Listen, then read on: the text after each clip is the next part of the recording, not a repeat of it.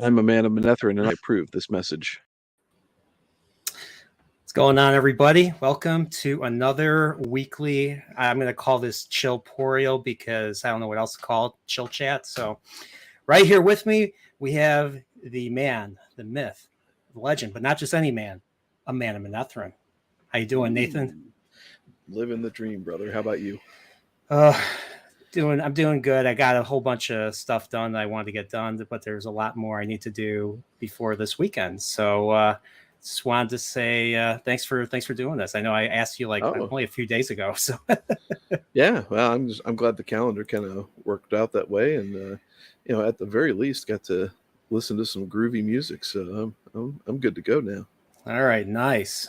So before we even get started, I want to say hello to everyone in the chat. Obviously, you're keeping the conversation alive. Of course, Salty's here. We're going to be bringing out the dancing girls, but I don't have any dancing girls here, but I still got some bourbon left that I need to drink. So will I drink as much as I did on the White Cloaks on the weekend? Who knows? Drunkporial, maybe there may be a sighting, even though it doesn't exist. So there you go. So Salty, thanks for being here. Mr. Dread, sir. And we got Jaden here. Jaden's loving Berserk. Well, it's funny because Berserk is one of the things that I got. I got the first 3 of these. Ooh. So this has the entire this first one has the entire Black Swordsman arc. So this is later than the Golden Age. So all the shit goes down in the Golden Age, and he's completely fucked up in this. So it's too bad the original anime didn't get back to this point. The first episode was the latest episode in the timeline. So, and then I saw the other anime, the 2016 one. No, it's terrible. One of the worst looking animes I've ever seen in my life. So. Oh wow. So how about you? How you doing? How's the anime going? Are you still watching Vinland Saga, or did you finish it? Actually, I just watched another episode today. It had been a while since I've dipped back into it, so I think I'm 15 episodes in that first season, but it's got some fantastic animation to it. Really enjoying it.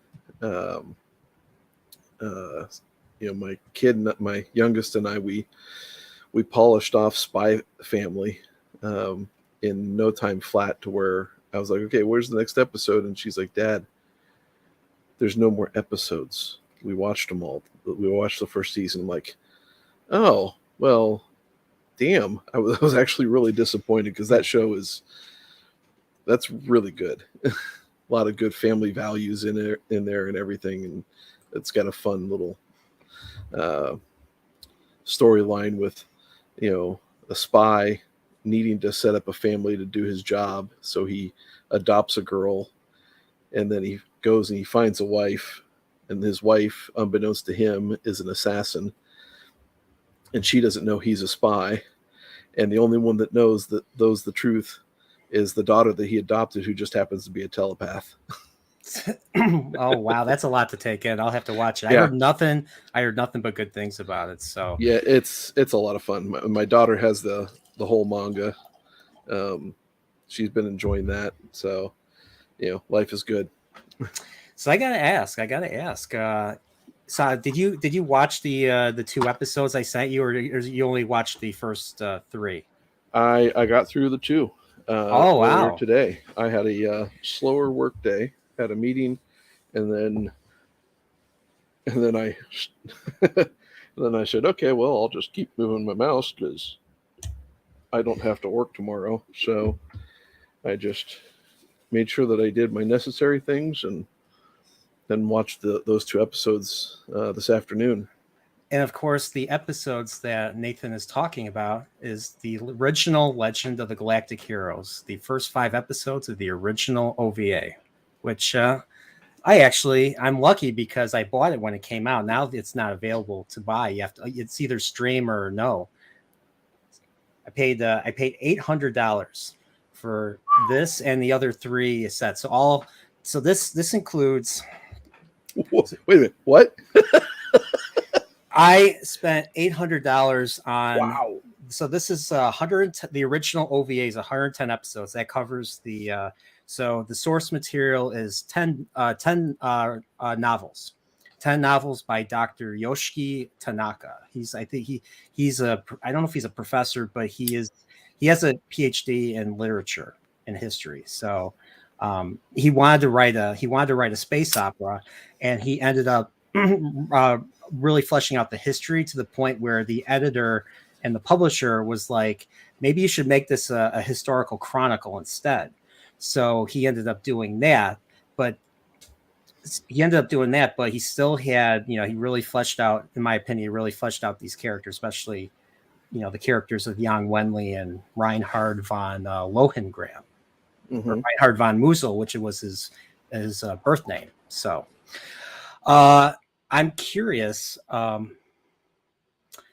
I'm curious what you thought of the show so far. The fact that I got it. I have your thumb drive. So Nathan said if he liked the series enough, he would mail me a thumb drive. He'd order off of Amazon a thumb drive, and then I would put all the episodes on that thumb drive and mail it to him. And looks like it did. I got it right here. I have it right here, actually. So, tell us what you think of Legend of the Galactic Hero so far. Okay, so far, so good. It was that the first episode was kind of tough to get my bearings. I'm probably going to have to go back and rewatch the first couple, but it was a good engaging couple, or especially the end of episode 2, the end of in episode 3 really kind of gripped me. You have the battle in episode 2, and you have the kind of the political intrigue of episode 3 that I was just kind of like, okay, now that's starting to grip, and I can see where there's going to be a lot of tendrils in this whole thing. And then I watched episode 4 and 5, and then it's just more tendrils, and I'm kind of like, okay, I'm going to have to sit down and watch these and pay attention, because it's not like I could sit there and show that and watch it with my 12-year-old. I don't think she's going to grasp that and be entertained by it. Not yet. No, I don't think so. I think maybe when she's older, I think she'll probably get into it, especially maybe when she's a teenager.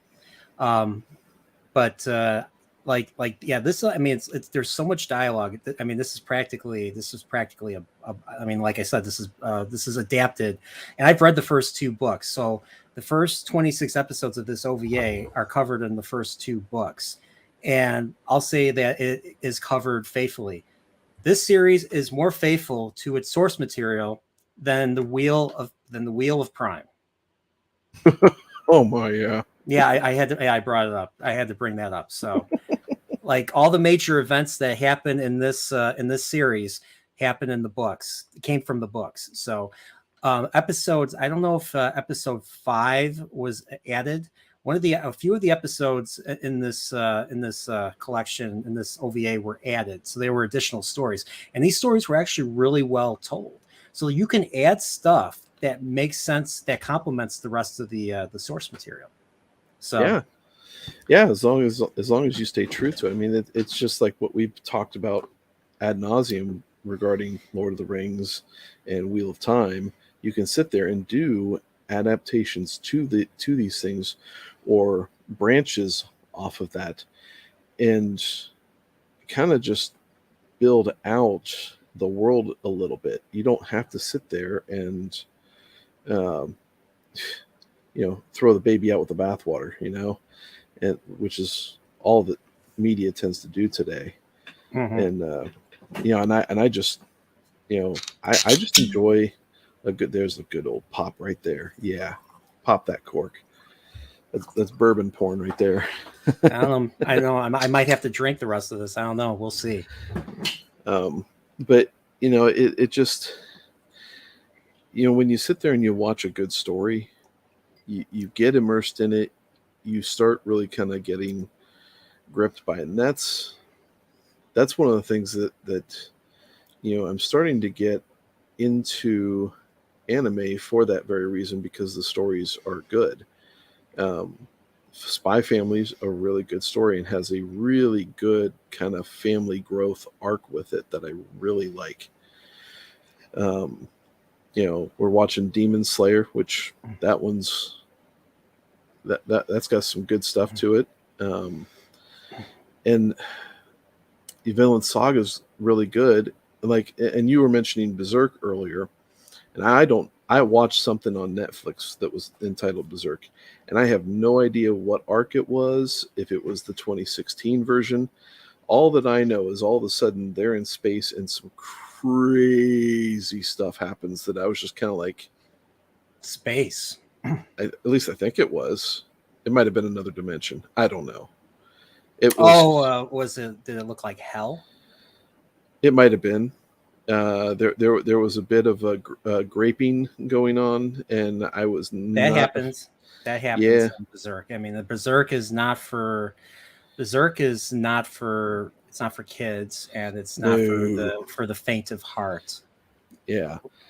And I got done with that because I had heard or I'd seen somebody recommend it, probably on Discord or something, and I watched that, and I'm kind of like, no, I don't know, that's for me. I like literally the original Berserk anime from the 90s. Like Mhm. it ends. It literally ends with the main character witnessing a rape, Okay, that's what I saw. and I was He's like, just and he's destroyed by it. it, it, I was fucking speechless when I first watched. I was in college. I knew I was watching the final episode. I was like, okay, things are going to get resolved, and then it's going to get canceled. We're going to go back to the present, or where the first episode was. Nope, that didn't happen at all. It ends, and they're still in the bad situation, and he witnesses a rape. He is held down, forced to watch by these big Yep, that's the one I demons. saw. And I was like, that's how this show fucking ends. What the hell? I own the DVDs. I bought the DVDs. I was like, I have never seen Yeah, something fucked up like that. I've never seen a show end like that. And that's actually, at the time, the anime, it was the manga is the source material for Berserk, and that's where they were at in the story. So unless they would have went Full Metal Alchemist, where they make up their own shit, the anime writers make up their own shit and wait. No, they just stopped. I don't think it made enough. I don't think they got enough. It was late night viewing. It was back then in Japan, I believe they only showed it late night, so there was not enough viewers, so they canceled it. wow. Yeah, that was the one that I saw. I was just kind of like, man, this is, up until that point, I was enjoying it. I mean, there was a lot of good action with it. I was following it really well, and then it took that turn, and I was just kind of like, okay, that puts the nail in the coffin on that one for me personally, because what that did was it took me back to college, 25 years ago, and my first roommate in college uh, came into the dorm rooms, and he was, real weird dude. He and I really didn't get along a whole lot. But he comes in, and he says he's a big anime fan, and so my really the first anime that I watched was Akira, and I thought, okay, no, what am I watching? This is messed up stuff. Um, and then the rest of the box that he had was what I found out later to be called hentai. And yeah, so that's how I got introduced to anime, and I was like, okay, this stuff isn't for me. I think the most notorious hentai, or I don't even know if it's considered hentai, but it's pretty messed up. It's called Bible Black. Never heard I'm of it. not joking. That's what it's called. It's called Bible Black. That just does not sound appealing at all. No, it doesn't. No, it does. No, it doesn't. It's No. it's batshit crazy. That's Yeah, all I'll say. and the crazy thing is, I don't know what the titles of these things that were that he had. Like, but he would sit there and watch them, and like at one point I had put one in because I'm like, what's this stuff about? And so I'm sitting there watching it, and all of a sudden it's tentacles and chicks being held down, and I'm kind of like, well, what kind of, okay. It was just bad. Yeah, so I mean, and Berserk had that at the very end of its show. I mean, it didn't show it didn't the anime didn't show nearly as much as the manga did. Like the manga actually shows the Yeah. going in. Yep. I'm just like shit, dude. I'm just like shit. like this is next level for especially for me. Who I mean, I most of the shows I watched back then were like. There were some darker shows, like Cowboy Bebop was a darker show. There was quite a bit of blood, it had somewhat of a bleak ending. I mean, if you consider it a bleak, I mean, maybe not a bleak ending, but it was a sad ending. It's another show that, so like Legend of Galactic Heroes, Cowboy Bebop is another show that really gets me emotional when I get towards the end, no matter how many times I watch it, because it's a bittersweet deal. The same with Lord of the Rings. It's just those are the shows. Those are the stories I like. Those are the shows that I want to own and watch. Rewatch throughout the rest of my life. Like something I always ever want to own. So if they ever change shit like that, like if they ever change shit like they're doing now because of right, problematic yes. and everything, it's unacceptable. Like you said with the French Connection. And yeah, so my question is, so I've seen the first 5 episodes of the Galactic Heroes. Now I remember I had mentioned to you that I'd seen it listed on Crunchyroll, and you said no, don't watch that one. Watch the one that I'm gonna send you a few episodes for. And so I have not gone over to Crunchyroll to watch this.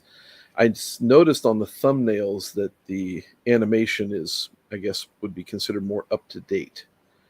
Yeah.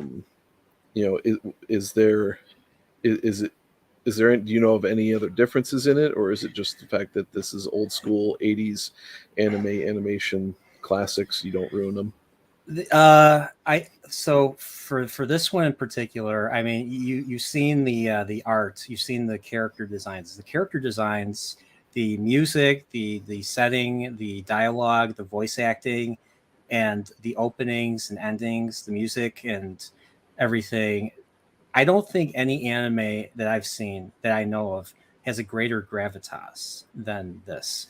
Like even shows that have some historical they're more historical. Like there's one series called Rose of Versailles, which is about a girl who was raised as a boy during the French Revolution, right before the French Revolution, and she ends up growing up, um, becomes a soldier, falls in love with a guy who goes off to fight in the American Revolution, and then the French Revolution happens, and then her life and his life and everyone's life gets completely fucked over because of the French Revolution. Because she was part of the nobility, and Okay. so that series had quite a bit of gravitas. It's considered a shoujo show somehow, but I've seen it. And it came out in the 70s. It was 1978, I believe. What And is a Sojo show? shoujo is a show that is geared towards girls. Oh, okay. And shonen is a show that's geared towards boys. So like your Dragon Balls, all your action shows like Fist of the North Star, those are considered shonen. Well, maybe Fist of the North Star is more mature, so that'd be called seinen. Seinen's for men, for young men or teenage boys or something, older people. So shonen would be like Naruto. Yes, correct. And I want to say hello. We got some more people in the chat. We got Rufu Mag. Evening, you put a lot of effort in your videos. They're pretty dope. Thanks for the content. Well, thank you so much. Yeah, he's not kidding.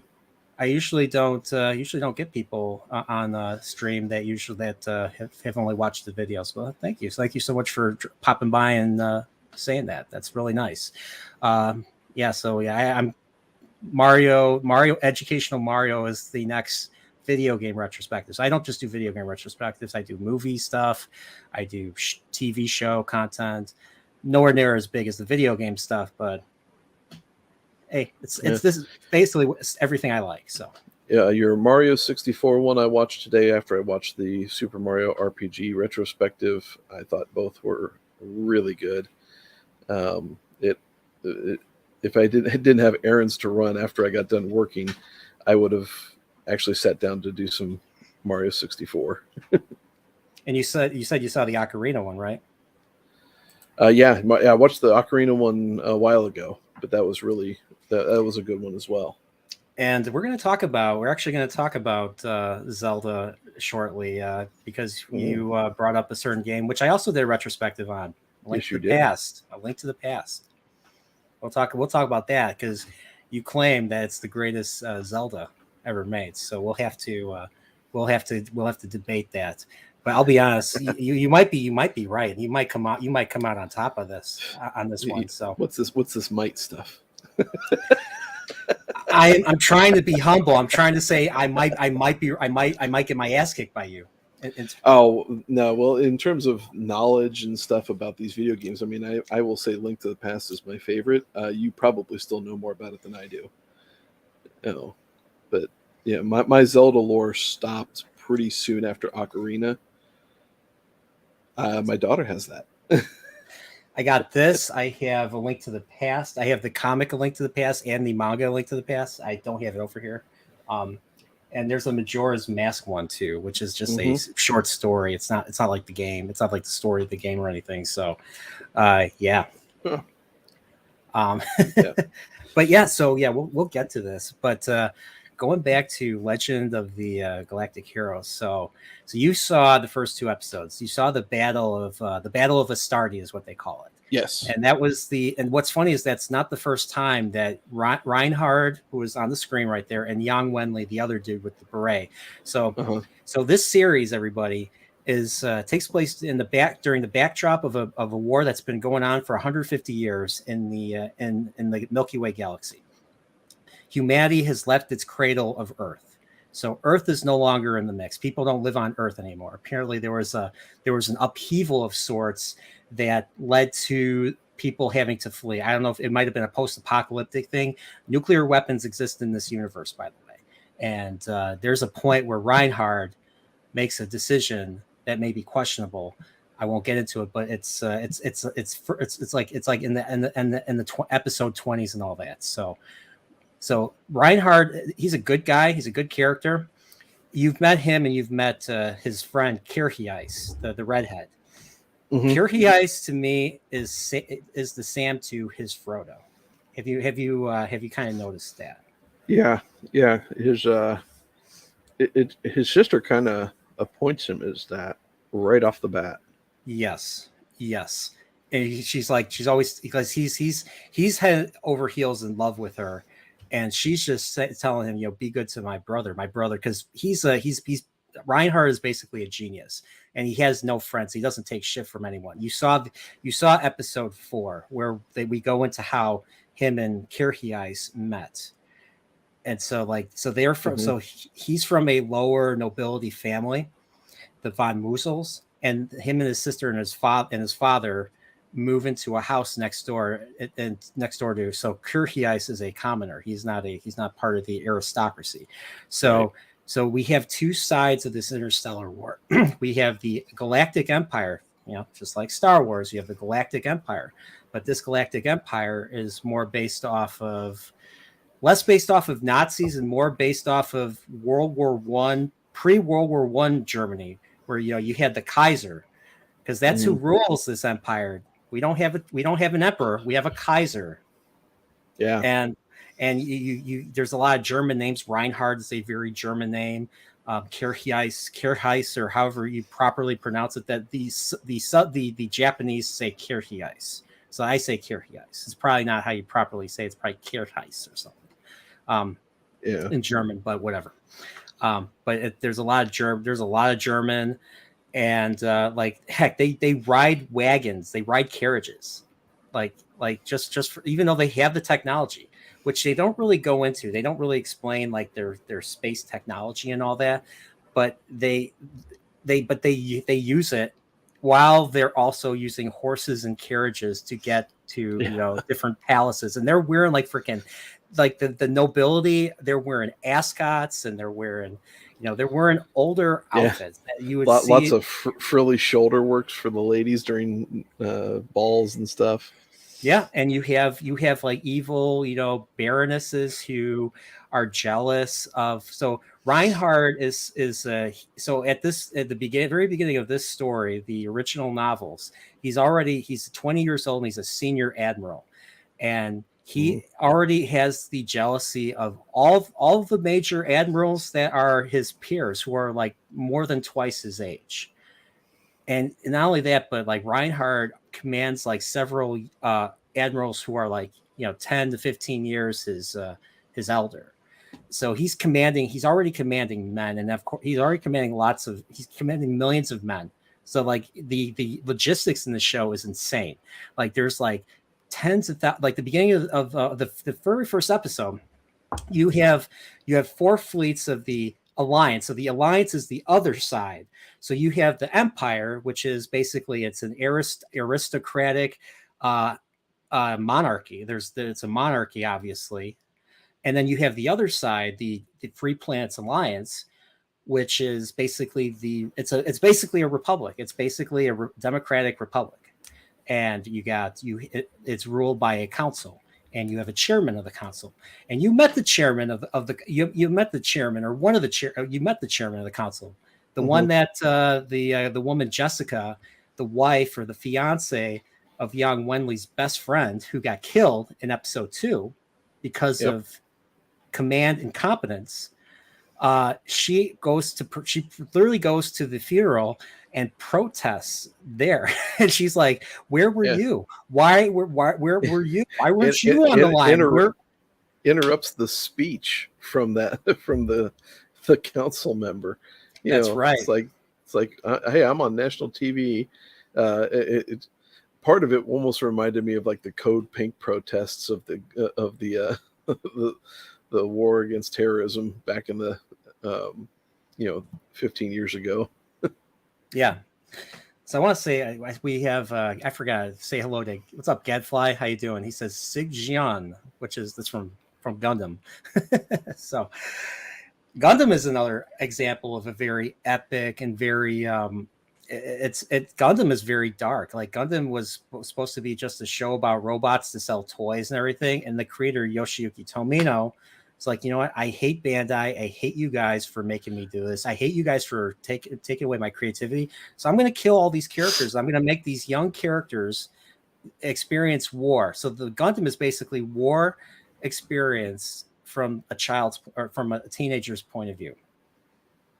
From several teenagers' point of view, actually, they have to fight a war without older adults to kind of look after them. They're kind of on their own, and the other adults that they do meet are pieces of shit that will sell them out and fuck them over. So that's one thing that tells you about the original Gundam creator and his attitude towards war and towards adults. But even Gundam doesn't have the gravitas, I say that word a lot, of Legend of the Galactic Heroes. What did you think of the music that they chose? They use classical. This series, now I don't think the newer series does this, but this series uses real classical music. Yeah. I dig it. It's I grew up, my one of my few classes that I enjoyed in high school was band, and we would play some really good classical pieces, for at least our level anyway. And my first CD that I ever had, when I got a CD player, was the Slavic Dances by Dvorak. And you got Tchaikovsky, and then I can't remember who it was that wrote the Russian Easter Overture and Russian Sailor's Dance. And so you get that kind of stuff I really, really dig. And then you can sprinkle in your Mozart and your Bach and stuff like that. I'm not going to sit there and turn any of it down. Most of it's really good. I never heard of Russian Sailor's Dance. Yeah, it's a short piece, and we had played it during. We had a Russian inspired session for marching season one year in marching band, and Russian Sailor's Dance was our opening piece. It's a short thing, but it just has a good driving element to the song that I really enjoyed, and I vaguely remember that piece. Russian Easter Overture, which is another thing that we had done that he had adapted to that show. Our director is a 17-minute long piece that he took out a section of for us to play. But it's really good stuff. Korsakov. I've never heard of Rimsky-Korsakov. Yeah, Interesting. Rimsky-Korsakov. Yes. I'm guessing this is more contemporary. No, maybe no. This is late 19th century. Yep. Interesting. Yeah. So I mean, you look you like when you get to that music where that was made by the Russian people during the tail end of the Tsars. Yeah. You're going to find some really, really good stuff. The only Russian composers I know, obviously everybody knows Tchaikovsky, the Nutcracker, I forget what he's done, a lot of great stuff. Yeah, 1812 Overture. 1812 Overture, there you go. And the other one that I know of is someone named Modest Mussorgsky. He did the Pictures of an Exhibition. So if you ever go to football games, you hear The Great Gate of Kiev quite a bit. Da da da da da da da da da da da da da da da da da. That one. Oh, really? Yeah. It's basically chord. And I think that was like the last thing I played. I played piano, so that was like the last thing I played for the last recital. What was that guy's name? Mussorgsky, Musaggorsky, I think. Mussorgsky. I forget exactly how to spell his name, but look up Pictures at an Exhibition. You have like the Hut of Baba Yaga is one movement. The Great Gate of Kiev is another movement. You have the Promenade, which is an in-between movement. You have the I forget what else. There's a whole bunch. There's a whole bunch of stuff. Yeah. So you hear Baba Yaga and freaking John Wick. Well, Baba Yaga was also in music as well, and it's a creepy theme. I kind of wonder if that was the inspiration for the Wicked Witch of the West theme in The Wizard of Oz, the 1939 one, the only one. So yeah, Modest Mussorgsky. Yes, is that okay? All right, I got him open on a tab. I'm gonna have to listen to some of that stuff. So, like for instance, you watched episode 5. So that was what do you think of that one? The Castrop Uprising, the one with the people in the togas, and they had the Et tu Brute, motherfucker. Yeah, that's exactly what I thought too. Like his own people. So this guy's in a toga and he's rebelling against the Empire. So they task it to Reinhard. And so Reinhard sends Kircheis in his fleet because he was promoted to vice admiral, rear admiral, or something. And he sends him. And the thing is, the ace that this Julius Caesar guy has in the toga, he has this weapon system in orbit that will destroy you. I think it's called the Artemis. It's called the Artemis necklace, and it's a similar technology to what the planetary the Free Planet Alliance has on their homeworld of Heinessen. Same idea, and I think what he did was he just found a way to destroy all of them at once. Yeah, used a chemical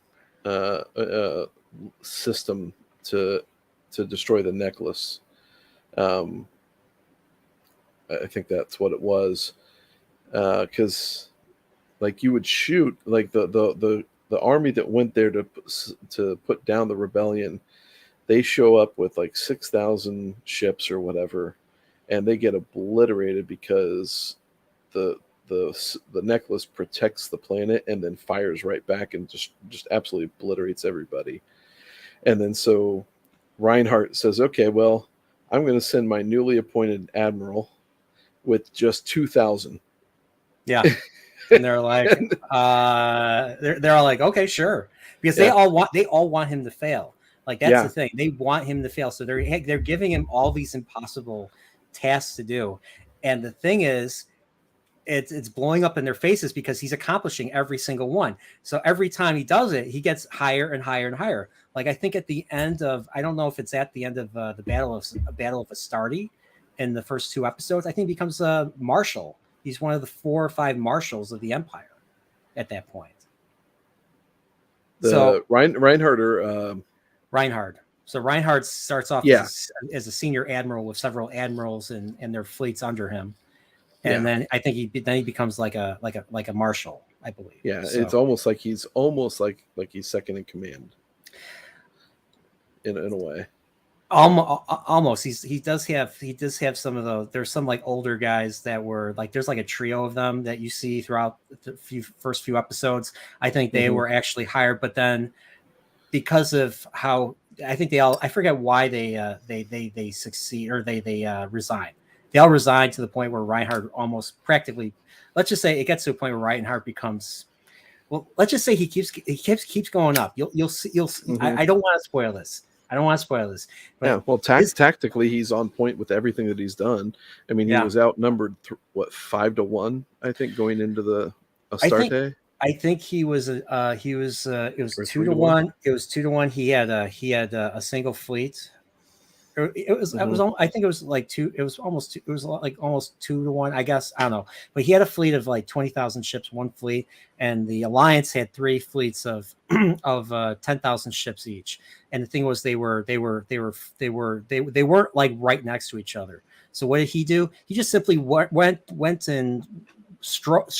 I don't know if that'd be considered a blitzkrieg, but he just went in and attacked the one of the fleets, and they couldn't get to them in time. And the thing was, the commanders having the military having that military mindset of, when someone's attacked, you go and you render aid right away. And Yang Wenli, who was there trying to give the commander of the first of one of the fleets advice, he's like, no, if by the time we get there, it'll be too late. And then we'll be, then shit's only get worse. We have to go back with we have to regroup with the other fleet so that we'll have a fighting chance. But the other fleet pulled the same shit, and his buddy in the other fleet, Jean Robert Lapp, got killed, and we see him die. Like, he's on the bridge, the ship blows up, he is being held by a beam as it's blazing inferno, and he drops, he's like, Jessica, I'll never see you again. And he drops this holographic picture of her. And it's you think about it, it's heartbreaking. And what's even worse is, and I want you to watch this movie, there's a movie that takes the first 2 episodes and expands it into a 90-minute feature, and you get a lot more depth into his buddy and Jessica, because the beginning of that movie, which takes place before the events of the show where they go into space and they have the battle, he proposes to her. His buddy proposes to her, and Yang, who also was attracted to her, feels regret because he didn't act. His buddy acted first. And it's a very touching segment. They're out there. It's 3 of them are out there having fun. His buddy gets drunk, and he's kind of like the third wheel. And there are points where I've related to that, because there were several points where I was the third wheel in that case. So I totally related to that. So, and there's that, and there's a whole lot more that goes into that. There's a whole lot more that goes into it. So, like, especially on the Empire side too, but I'm going to send that to you too. So maybe before you watch the rest of the show, it's called The Overture to a New War. Watch that. Okay. And there's actually a prequel. There's a prequel to the first episode.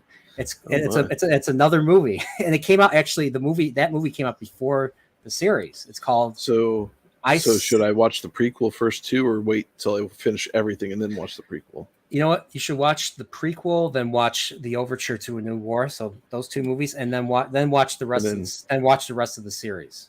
Okay. All right. And you said there are 100 and there's 110 of the OVA. The original story, which is 10 book, which it was adapted from 10 books. There's a 52 episode Gaiden, which is further backstory of how Reinhard goes from being a 16-year-old private to a 20-year-old senior admiral. So he's basically a wunderkind, basically. So we get that, and we learn more about Yang being the hero of Alpha Seal and what the consequences are from that. No, there's nowhere near as many episodes for Yang as there are for Reinhard, but they're all very solid. It's all very solid backstory that leads into the series, because the war was going on for 150 years prior to that. So this is a multi-generational thing, and so it's like there's still stories to be told. There was still stuff to be told. Yeah, it's just with 5 episodes, there you get a really good feeling of the depth of everything. I mean, they drop those nuggets of this war's been going on for 140 years, and then you've got these other relationships that are going on, and then you've got also not just the government of the Republic, but there's this need to save the fiance's bride to be when she goes to object at the funeral or at the memorial, and then all of a sudden you find this radical group of government supporting and people. Yeah, it's funny because back then, that was the viewpoint of people who were super patriotic. So that's what these guys are. Joseph Drake could probably name them. I forget what they call what they're called. Let me look. I have the book here, so I have the book of all the episodes and everything. So it even tells you what the pieces they're using too. Yeah, and you have the Switzerland of the story with Vezin. Oh yeah, Pheasant is. Let's just say they're pulling strings, and then there's people behind them. There's people behind. I'll say this. There's people behind them. There's people behind Job Trunhild, Trunicht, the guy, the Alliance guy who was saying, "Oh, you gotta be patriotic. Their deaths were not in vain." And then Jessica goes up to him and is like, "Where were you? Why aren't you on the front line?" Yeah. Why aren't any of the higher ups, the politicians, why aren't they on the front lines? And of course, the first thing I think of when I hear something like that is I think CCR. I think I'm no senator's son, and then I think Forrest Gump, and then I think Nam, and and I'm like, fuck yeah, okay, maybe. And I think Robert Jordan. I think about Robert Jordan because he was in Nam. So, yeah. So, I do. Where is it? Yeah. Oh, okay. Thanks for. So Matrix Man 117 edits has subscribed. I don't know if he's watching this or if he's watching one of my videos. I don't know how this works with Stream Elements, but do you hear a transmission, Nathan? Maybe. It's coming through, even though these kind of blocks sound a little bit. But I might hear something. I think I hear gunshots.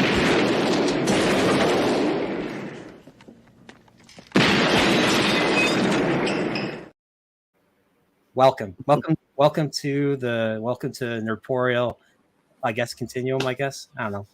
Yeah. My membership too, so I don't know what that is. The Continuum? Yeah. So, but like, I forget. Job is the Defense Committee chairman. They're called the Patriotic Knights Corps. So it was all your crazy, this, and the mainstream. I mean, the mainstream still runs by this today, but I feel like those back then, that's how useful idiots were viewed. The extremely patriotic ones, the ones who cared. Now it's the opposite. And I don't want to get this too political, but it seems like to be the opposite. Now protests seem to be the guys for this type of behavior again. Right. This psychopathic behavior. Mm-hmm.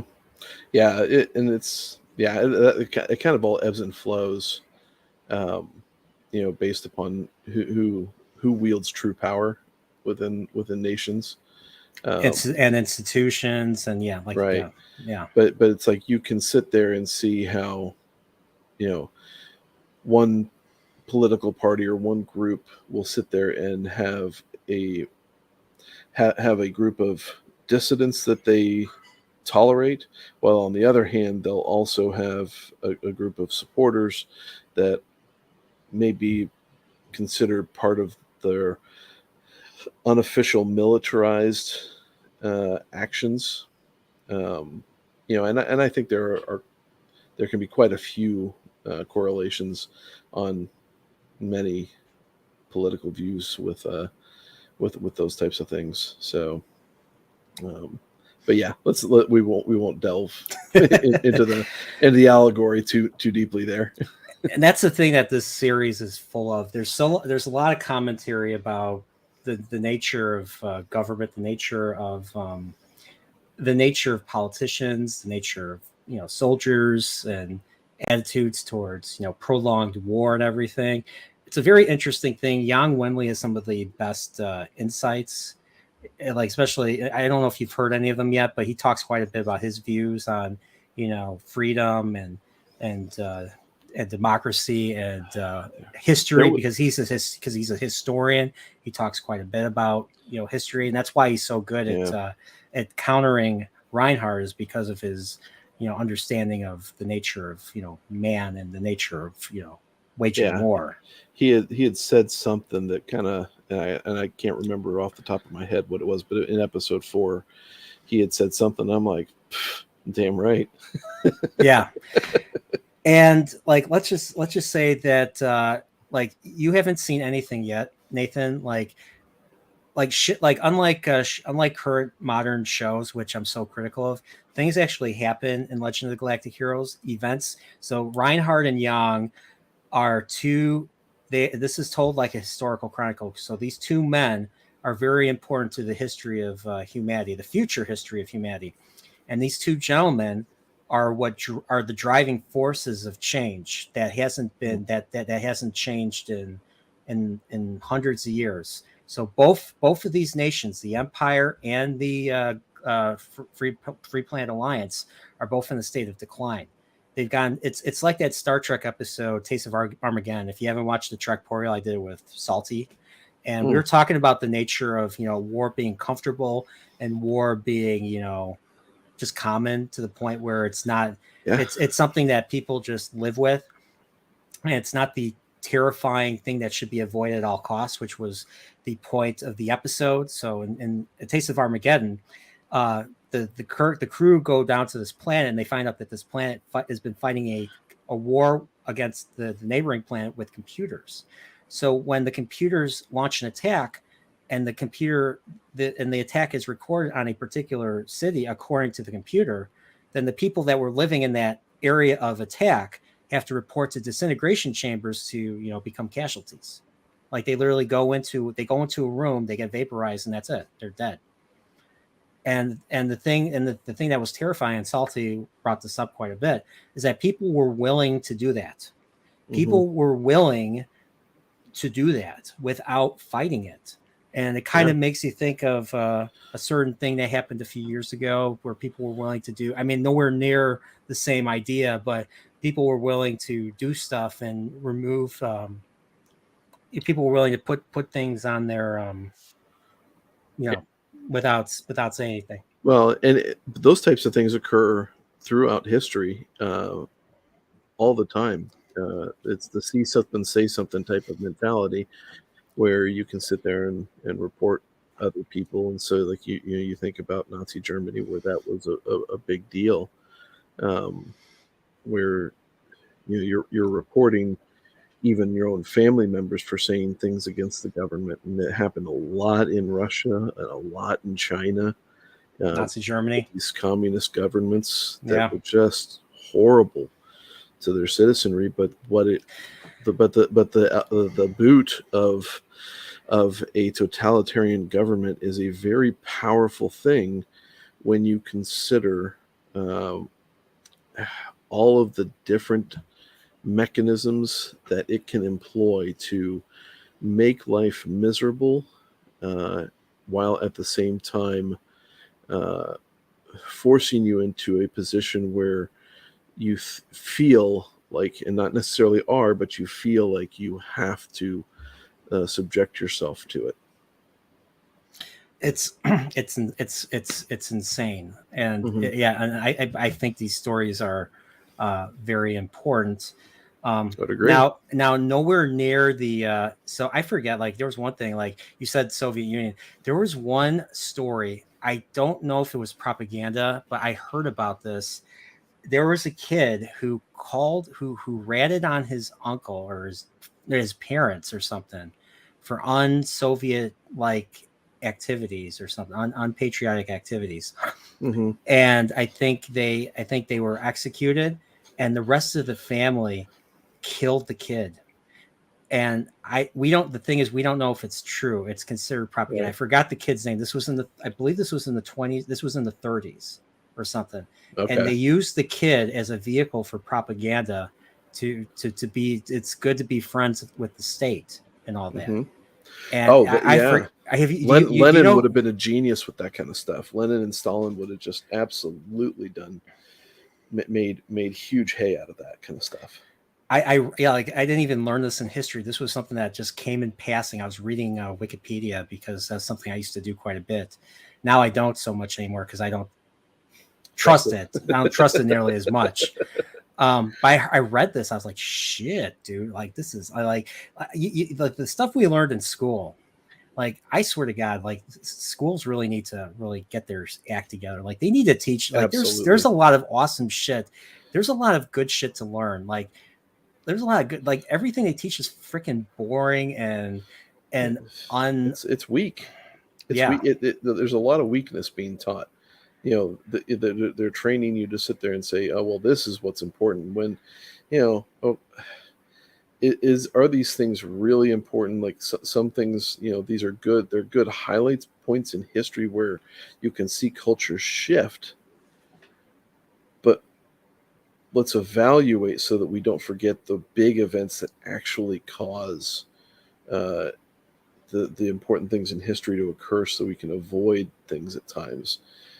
It's so important to sit there and look at that and evaluate it from, without today's glasses on, and to be able to sit there and see why, this World War One started, and like the years, the decades that really kind of culminated into that kickoff. It wasn't just the assassination of Franz Duke Ferdinand. It was a just a whole tension build. I mean, it was just their system that they had set up. They every Mm-hmm. country in Europe was like part of, there was like two alliances. There was, so it was already Yeah, divisive right there.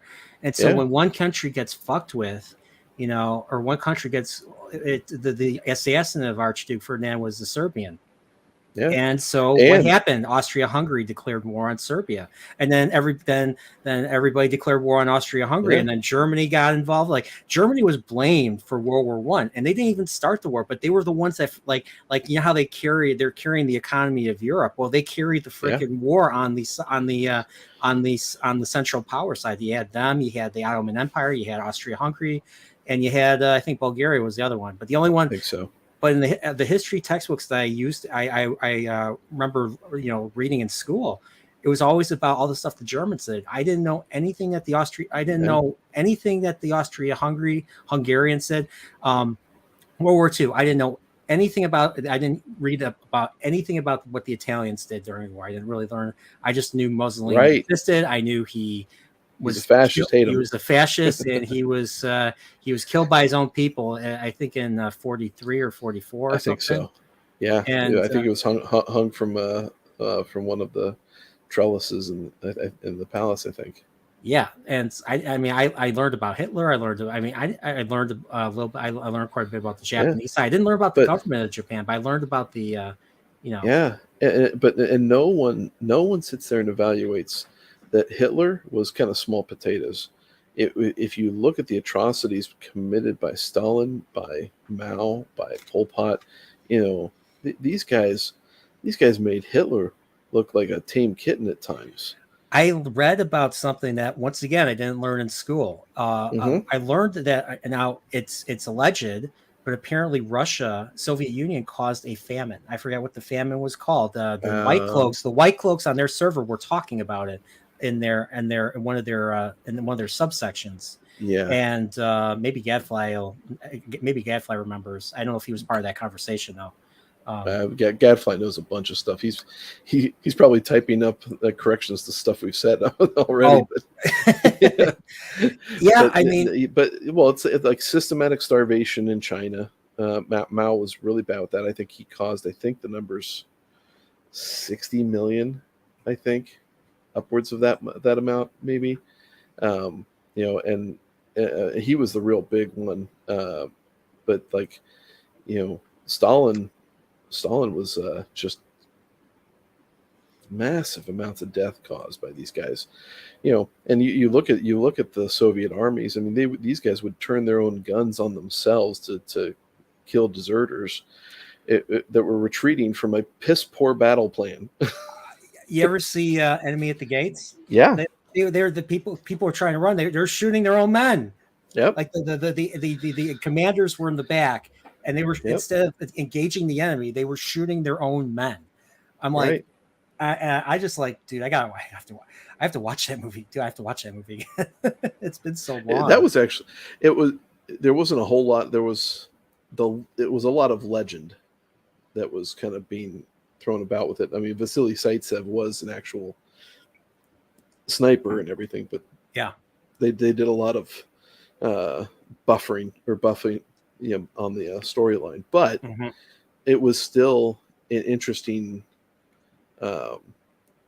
story that was being told that kind of got you to see presented what life was like in Soviet Russia during those winters. Not a hell. I wouldn't want to be there now. I wouldn't want to have been there during that time. I'd be if I was Eastern Europe during especially Eastern Bloc or even Eastern Europe during the World War II. Like I've watched some. I watched a World War II movie that takes place in Belarus. The movie is translated. It's called "Come and See." It's in Russian. Came out in the 80s. It's like watching Berserk. Well, it's kind of like watching Berserk, but as a live action World War II movie. But it was like there was rape, it was terrifying, or not even Berserk. It was like watching The Shining. It's like the type of music that they choose. It was like it was like almost like a horror movie. Oh, really? And it's from the point of view. The movie's from the point of view of a 12 or 13-year-old boy.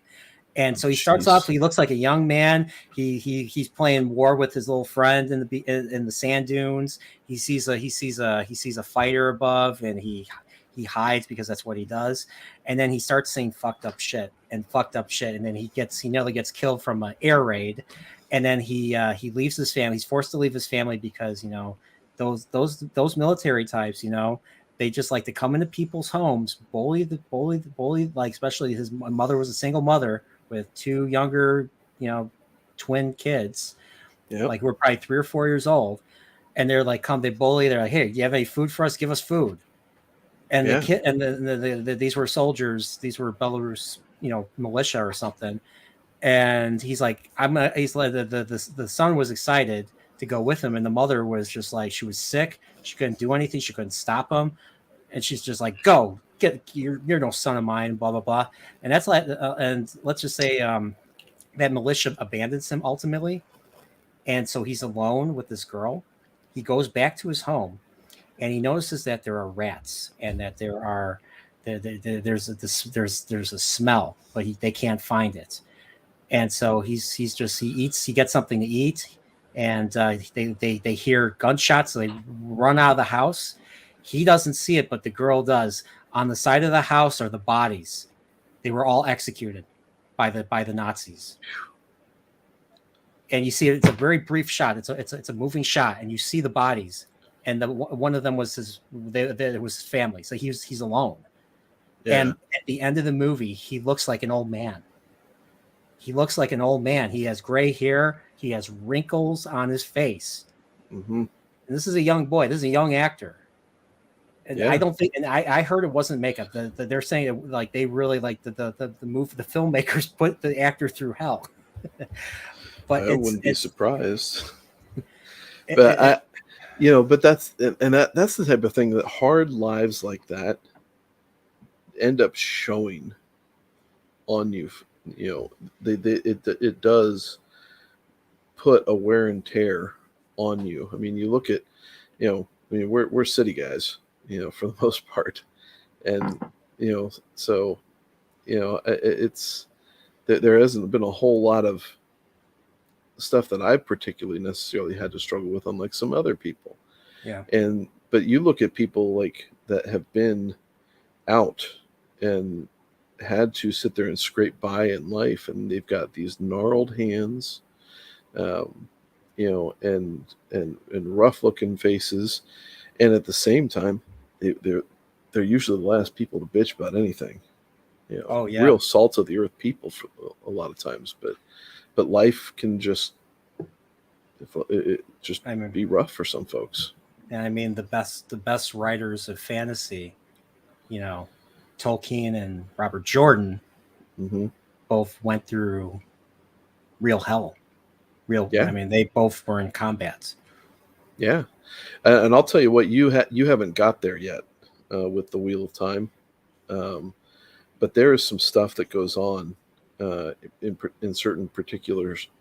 I mean, there's quite a few scenes, but knowing what Robert Jordan went through with Vietnam, you will you'll be able to see this is Jordan sitting there and kind of putting down his therapy notes basically on this character or this character for things that they either did or things that happened to them, and and then various resolutions or maybe not happen. It's really, really good. Tolkien did the same thing. We'll go over this in a couple days with the White Cloaks at the end of the Lord of the Rings, and you got two sides. Sam and Frodo are two sides of Tolkien. There's the side that goes home and he's completely changed irrevocably from war. Yeah. And then there's the other side that's made complete by the woman that he married and had a family with. And so it's two sides of the same coin with Tolkien.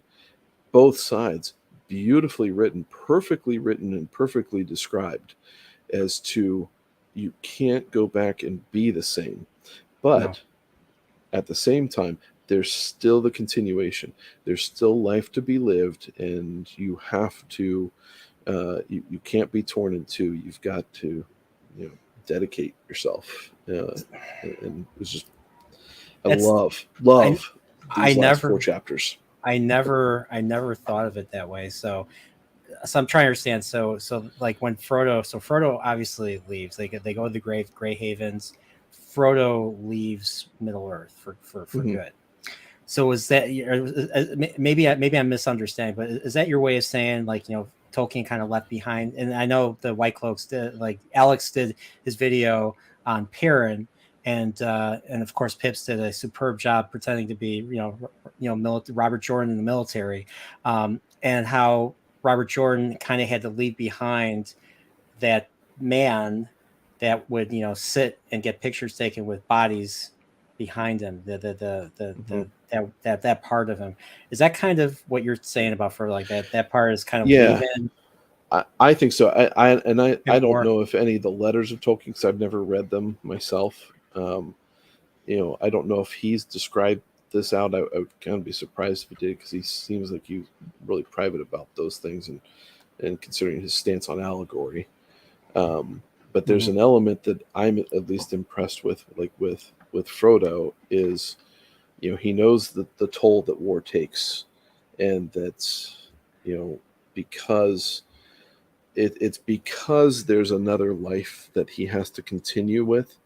He, the Frodo side of him goes away, and it's not that he doesn't remember him, because like if you look at Sam, and if you read the appendices and how Sam went on with his life and had all these kids and had was mayor for ever, and and then after Rosie dies, Sam at that point then says, okay, it's all done for me, now I'm going to go to the west. And so he and his daughter Eleanor go to the Grey Havens, and he leaves, and then she heads back. And that's in the appendices, right? Because I know Yeah. obviously at the end of Lord of the Rings, he comes back home after Frodo leaves, and he's just like, "I'm back." So Right. So I'm guessing he's elderly at that point. I think, like you said, he's had several kids, and I think he entrusts his daughter to handle the Red Book. I believe that was started by Bilbo, and that was, I forget. I think that didn't Sam write anything in that Red Book of West it's called the Red Book of Westmarch. What Red Book of Westmarch? He finishes the pages that are there as a kind of like a bridge from the age prior into the Age of Men, and so that ends up being kept. Eleanor holds on to it to keep it, and I forget. Are they living? I forget. I know in the movie they do things differently. But did they ever get Bag End back? Oh yeah. In the book, I haven't finished it yet. I have to finish it. So. Yeah. Lobelia Sackville Baggins gives it right back, without even a hesitation, and so you'll definitely need to read that, because that's in the Scouring of the Shire. It's been years since I've read the Scouring of the Shire, so I forget. Do the Sackville Bagginses get a redemption moment in that chapter? Yes. Okay. Yeah. Lobelia does. Lotho, no. But for a very specific reason, why it's why it can't happen. So but yeah, they get Bag End back, and Frodo's living there for a bit, and then Sam asks Rosie to marry him, and then he goes over to see Frodo, and Frodo says, "Hey, when are you going to move in?" He's like, "Well, I just asked Rosie to be my wife." He's like, "Well, that's perfect. Then she can move in too. This is this will be great." And so they're all, Sam's not living on it, doesn't have his own little hobbit hole when he starts having a family. It all occurs at Bag End. I mean, like he's part of the humble, I guess you could say the more humble class of the Shire, as opposed to Bilbo was rich, and Frodo was his heir and all that. So like Sam worked for him. I was reading up on like Tolkien, like they had officers, he had like, I forget what they called them. I can't remember. They had like attendants, like some officers had attendants, and Sam was based off of those attendants. And Tolkien had a really high opinion of these attendants that would wait on you hand and foot, especially especially to a commissioned officer. And because he thought so highly of them, that's why he created the character of Sam. And Sam is the main hero. I mean, Sam is the character, is my favorite character in Lord of the Rings. I mean, he doesn't quite have the gravitas, especially the awesome based moments of Gandalf. Like I haven't passed through fire and death to deal with witless worms like you. So keep your tongue behind your fork. Keep your forked tongue behind your teeth. That like is shit. Like I haven't passed through fire and death. Who talks like that? Gandalf does, because he did, and we saw it, and it paid. It was awesome.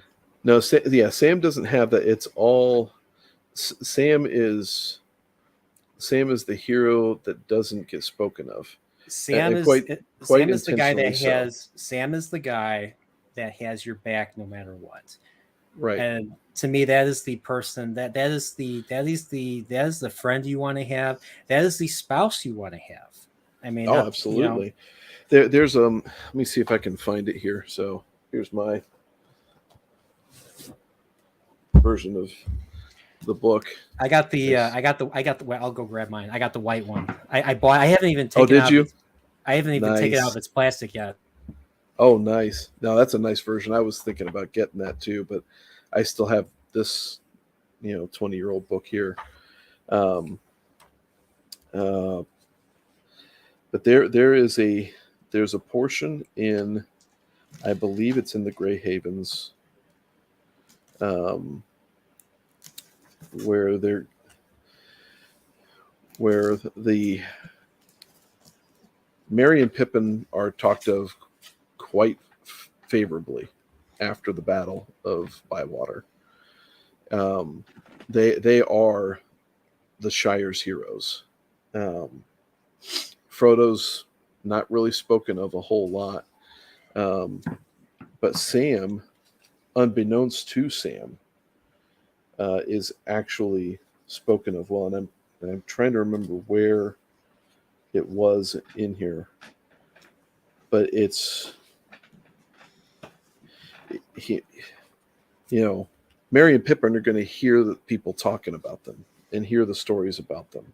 Yeah, And there's going to be stories about Frodo because he's got 9 digits left, yeah, and but Sam's just that assistant to the leader, and you know, Rosie obviously has this huge high position in her mind for him, which is all that he needs. Frodo knows exactly who Sam is and what Sam means. Um, and the captains of war, with their assistants, their attendants, know exactly how important those guys were to the war effort yeah, in World War One. They knew exactly how important they were and how critical they were. And this is why Tolkien had such a high opinion of them, because without those guys, making, doing the runnings, doing all yeah, the things that the captains needed them to do, the war effort would have turned out very differently. So this is exactly why Sam is the hero of Lord of the Rings. yeah. I agree. And it's it's it's just like throughout the entire book, like even to like Aragorn, to like every stranger that they come across, Sam is always making sure that he's always thinking about Frodo's. He's always thinking about Mister Frodo's welfare, his Mm-hmm. uh, his uh, his well being, so to speak. And I mean, just yeah, like you said, when he's carrying him up Mount Doom, like that is a Yeah. that got me going too. He's like, I Man. can't carry the ring for you. I can't bear the ring for you, Mister Furrow, but I can carry you. And then he's just like, Yeah. and they're both like they have the dirt on their face. They're both struggling to walk. Like Frodo's in complete despair. Like that's the one thing that I love about Lord of the Rings is Yeah. that it's not afraid. Tolkien is not afraid to show that side of humanity. Yeah. Okay. So here's the passage. Um, so this is in the Grey Havens. It says, "All things now went well, with hope always of becoming still better. And Sam was as busy and as full of delight as even a hobbit could wish. Nothing for him marred that whole year except for some vague anxiety about his master. Frodo dropped quietly out of all the doings of the Shire, and Sam was pained to notice how little honor he had in his own country. Few people knew or wanted to know about his deeds and adventures. Their admiration and respect were given mostly to Mr. Meriadoc and Mr. Peregrine, and, if Sam had known it, to himself. Also in the autumn there appeared a shadow of old troubles, and that's kind of going to the anniversary of Weathertop and the wound that Frodo took. So that I thought that was very interesting right there. So like when they find out, so it was more if I remember correctly, and I was listening to Mr. Tolkien, Christopher's reading of the final final couple pages of Lord of the Rings, Mm-hmm. The reaction to Frodo leaving was different than the movie. So the movie was like, Yeah. there was a lot of crying, but the thing is, the crying was, in my opinion, is actually justified, and it made me think. It made me think about it a certain way, and I'll get to that. But in the book, like, it was just shock. It was just shock Yeah. that they found out they was going to leave, and then they were silent. They walked back. They were silent, but then they started. I think they started whistling and singing. For Sam, Merry, and Pippin just started Yeah. singing, The and very last paragraph, they Sam and then Merry and Pippin go their different ways, and Merry and Pippin immediately start breaking out in song. yeah, You know, but yeah, it's different in the books because it's not a sudden news type of thing when they get to the Grey Havens, and then Frodo says, "Oh, by the way, I'm leaving." In the book, Sam is informed of his inheritance at Bag End because Frodo's leaving before they leave to go to the Grey Havens. oh, is that what it was? Yeah, so I mean, there's emotion in there, but it occurs more at that end of things, and then there is some there when they say goodbye because Merry and Pippin don't show up until late. Yeah, But it's um, it for the movie, they wanted the poignant emotional moment, so yeah, that's how they put it all together. But it's just as effective, you know, yeah. in the books because you one of the few videos, like there was on Tolkien's birthday. Was it? No, not his birthday. His uh, the anniversary of his passing when Oh, they released Rings of Power.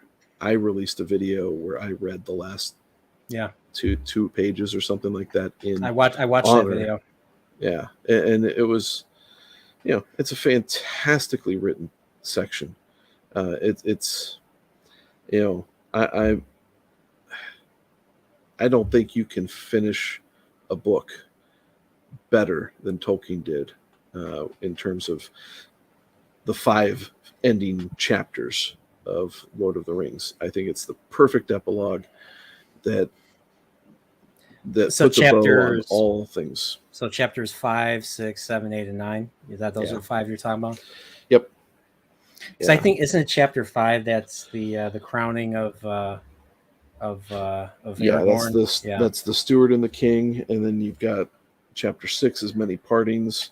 Then it's homeward bound. Then you have the scouring of the Shire, and then the Grey Havens. So many partings is where they part ways with everybody else except for Gandalf, obviously. Yeah.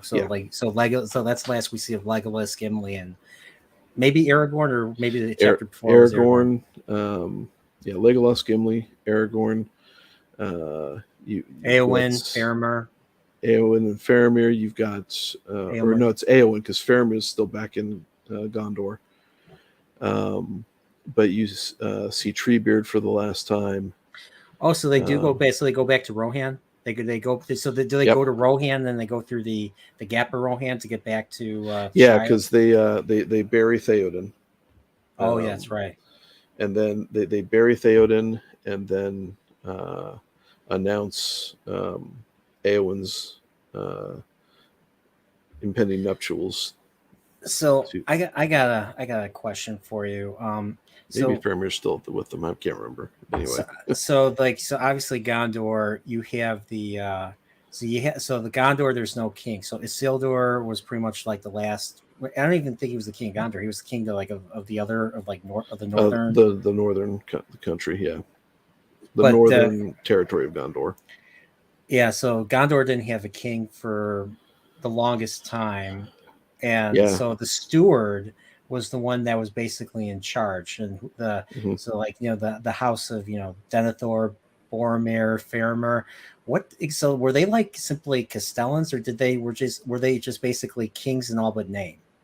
Like they I, obviously they drove they drove they ruled they obviously ruled the kingdom and right. everything. Yeah. I They think just that didn't sit on the high chair. They sat on there's the low yeah, chair. but yeah, they obviously had the low chair, and I think the authority of the steward did not change with the disappearance of the king. So the Because I'm ability to curious sit if they there were and just hold sway over all of that land, both the north and the south, couldn't have been done by a steward, and so that's why that all kind of crumbled oh, over I time. see. So I was just wondering if they were just simply like a glorified Castellan type of deal. In some ways, I think probably is a good descriptor of it. Yeah, Okay, like it's just interesting. It was interesting reading through like the uh the Minas Tirith chapters and all that, hmm like especially Denethor. Like, so you see Denethor is just an asshole in the movies. Like he's just a yeah. complete. Actually, I was gonna say a word that the English like to say at soccer games that I Yeah. shouldn't say. Oh, But they use that like we use salt on our food. exactly. So it's a good thing I didn't say that, because then I'd have there'd be issues with YouTube. So Ciuente. yes, exactly. But he's just an asshole the entire movie. Like, Yeah. but in the book, it's different. It's like he is like he goes toe to toe with Gandalf in terms of wit, and then like his hmm men think that he has like this ability. Like he's an old man. Like Pippin sees him as like as a wizard equal to Gandalf almost. Yeah. Well, because he has his mental faculties still in place. There's still some influence on him by the Palantir, by Sauron. Do they still But have now? I don't think Boromir and Denethor and all of them have the blood of the Westerness, or no, the or they they do don't, not. or the Dunedain. You know the They don't have the Numenorian blood. I okay. that is strictly with the Dunedain. Okay, so because I was curious, because the way they describe him, it seems like he's got like some, he's more than a man. He's not a lesser man, so to speak, and not Yeah, just well, and I because think he's that's the position. I mean, and at that point, Gondor's been ruled for. Oh, Gadfly corrects me. Thank you, Gadfly. They do have Numenorian blood. but it's not as strong as the Kings, of course. Okay, So okay, that makes sense. So I mean, that kind of gives a more ethereal position of the blood with the line of kings.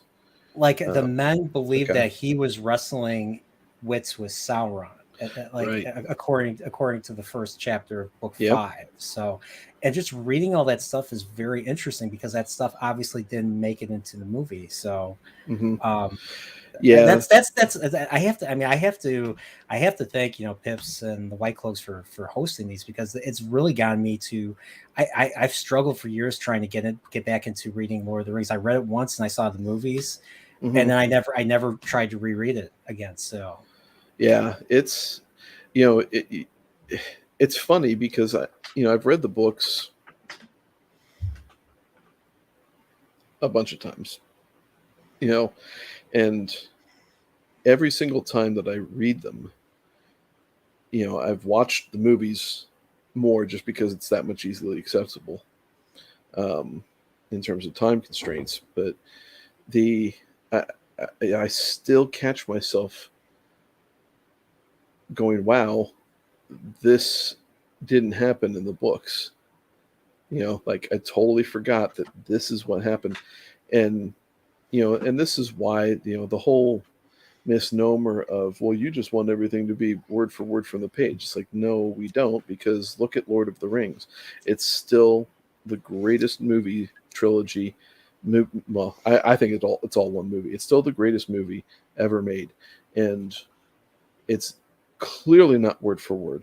It's clearly there are a fair amount of character changes that occur, but and I agree with some, I don't agree with others. Denethor. Oh, uh-oh. Am I flying solo? Uh-oh.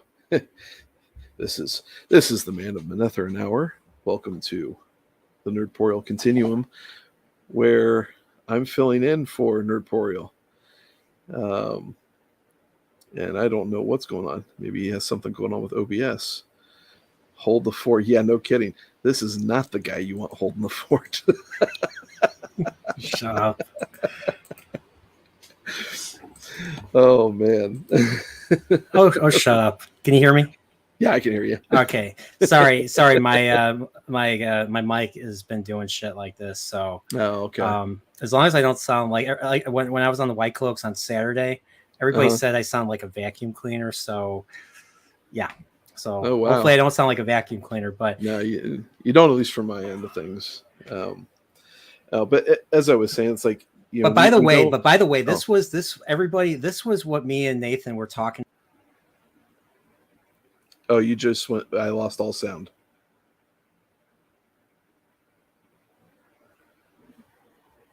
Did I? Did I? Can you hear me?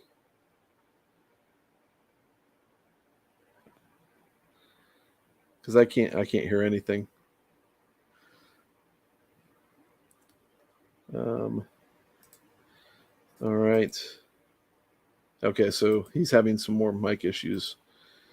So I'll just. We'll get back to what you were saying as soon as you get the mic fixed. But I was gonna. I'll finish my thought in terms of, uh, you know, we don't want. We don't necessarily need to have a word for word adaptation. What we care to have is honest adaptations that are true to the story overall. I hear mouse clicks. Um, and so when we look at the Lord of the Rings movies, clearly not a word for word adaptation. There's missing a bunch of things. There's characters that are different that I can't stand some of the things that they did, like Aragorn, and Faramir. But at the same time, the story is still there. It's more of an adventure story than what we get in the books, and Christopher Tolkien pointed that out. But it's still a great adaptation, and that no one argues that.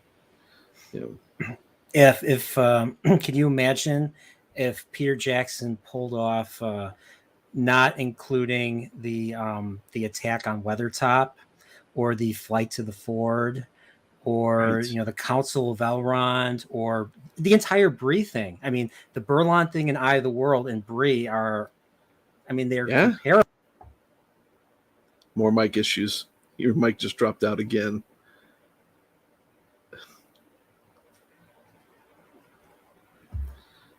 Your mic just dropped out. Man.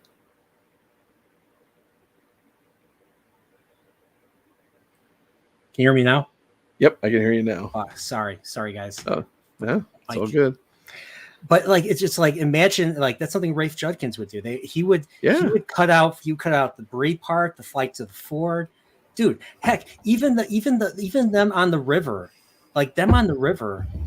I'm surprised Peter Jackson didn't include having the Nazgul on the winged steed. That's how it's put in the books. Just a Mm-hmm. simple winged steed, and Legolas shoots it, and they're hiding from it. That was Right. insane. Like I'm surprised It's that didn't make fantastic. it in the film.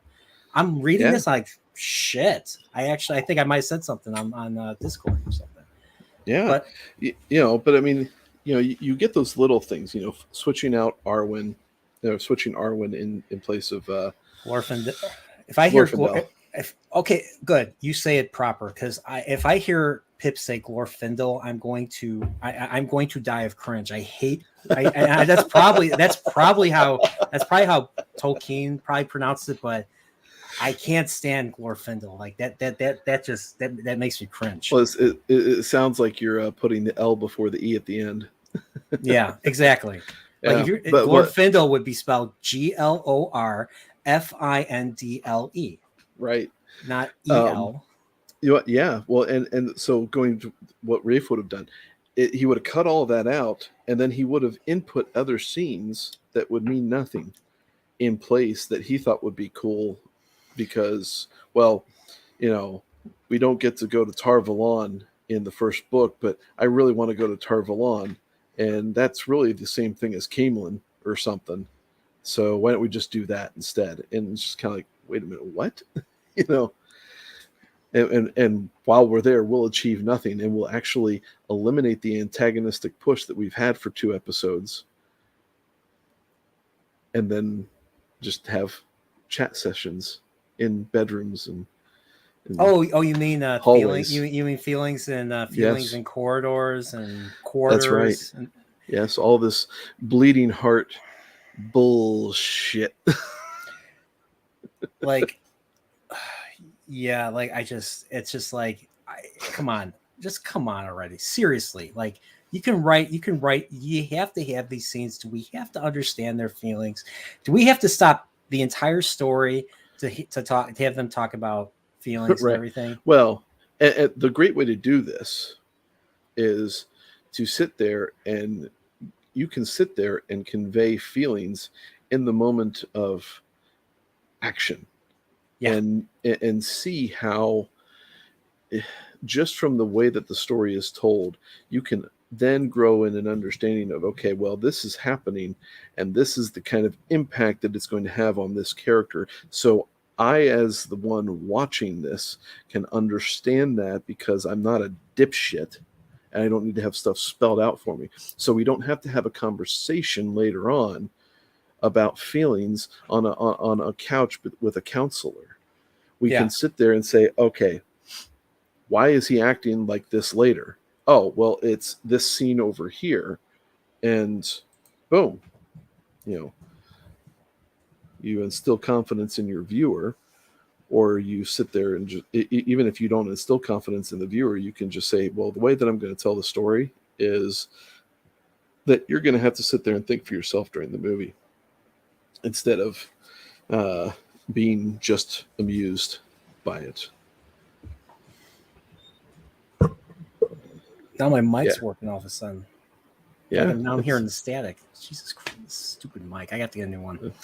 oh, good times. I hope I don't sound too different. No, you're sounding fine. Okay. You know, Because for the moment. now I sound like, if I hit the mic, I'm gonna hear, right in the ear. So, Oh, that's the um, worst. but like the Picard season 3 did this, but the like the whole feelings, like they would Uh, stop. It would feel like you stop the story just so that these characters could have right. these scenes there, and it's just like, I don't want you to stop what's going on. Like, they're in a bad situation. We have, like you said, have it during a moment of action, and Yeah. that way Well, it'll feel more real. and what does that do? It's like you're sitting there saying, okay, well, we've got so many minutes to survive or so many hours to survive. And so what do? Well, they gather all the original cast into a room and they sit there and have a debate about or a discussion about what to do next. Uh, it's like, you don't have that much time. You don't, do you not understand? You're stopping the story. You are sitting there putting a pause in time so that you can have your moment of, hey, here's your feeder for the fans, and move on from there. It kills any momentum that you have in the action. And to sit there, you would have been better off saying, not mentioning the 2 hours or whatever the time frame it was that I vaguely recall them going on with, not mentioning the time frame, so that then you could sit there and go there. So at least the momentum that you intentionally input into the minds of the viewer isn't saying, okay, but hey, what about this? By the time the scene's over, you're going to have you know, an hour, 40 minutes to go to this space station and then Yeah. retrofit find unintentionally a cloaking device that you're then somehow within the span of the next 90 minutes going to transport and install into your own anyway. No, we're not rehashing this for you, sorry, because I'm Yeah, rehashing it poorly. oh no, yeah. It's just I don't even want to think about it. That's why, I mean, do you see me watching Strange New Worlds season 2 right now? No, no. Like, I couldn't even get through season 1. So, Well, um, and that's the sad thing. It's like they've really destroyed the ability to enjoy the IP for a great many fans.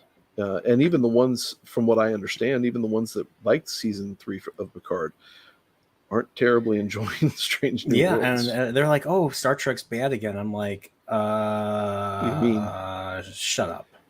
Like, Shut up. like I will give people the benefit of the doubt with Picard 3. If you want to sit there and say that was good television, fine. You know, if that's good for you, great. But to sit there and say that 8 episodes, was it, or was it 10? It was 10. 8, 10. Okay, so And you're they gonna could sit have there and told a say good freaking story. I mean, they could have. they had enough time. Yeah, but if you're gonna sit there and tell me 10 episodes of one season of a normally shitty show was good, and then all of a sudden you go back to the other programs and it's shit, and you're going to sit there and say, "Oh, Star Trek is bad again." It's like, wait a minute, did it really stop being bad? No, it didn't stop being bad at all. I mean, and I mean, part of the reason why I had Steve do these things with me, well, A, I'm an asshole, and Steve's my buddy, and he's not a Star Trek fan. But he's watched a lot more TV than I do, so he's way better. And people have commented, people have complimented him on his way on. He's really good. He's way better than I am at analyzing, like, why is this happening? Why is that happening? Well, this doesn't make sense. Like, right away, he's like, they're breaking their own rules. And I was like, huh? He's like, yeah. And then he explained it to me. I was like, yeah, they are breaking their own rules. Yeah, that was one of the things. Like, I had noticed it before with him when he gets into these analytical modes and does those things. Yeah. But boy, it really stood out when he was sitting there watching Star Trek with you, and I'm like, dude. Like, there was I don't ever want to write anything and have him read it, because he will just beat the shit out of it. Steve, I hope you're listening. At least I know with me, he would sit there and be like, "Oh, well, this is," he would do it in an editorial way, not a way to sit there and be like, "You suck." I think he may. it was either the penultimate episode or it was the finale where Steve was so bored he took out that Brandon Sanderson comic, that graphic novel, and he was laying back reading that while during the live watch. I think it was episode 9. Usually all shit goes down in episode 9. He was fucking bored. Like he's like I don't give a shit about this. And what's funny is, like, I'm online, I'm on Twitter, and people are just praising this show left and right. I'm like, what do you like about it? And it's always the same answer. I'm happy the crew is back, and the crew is back, and it felt they felt like they're the characters again. And I'm just like, watch TNG and the movies again. You'll know that they're not.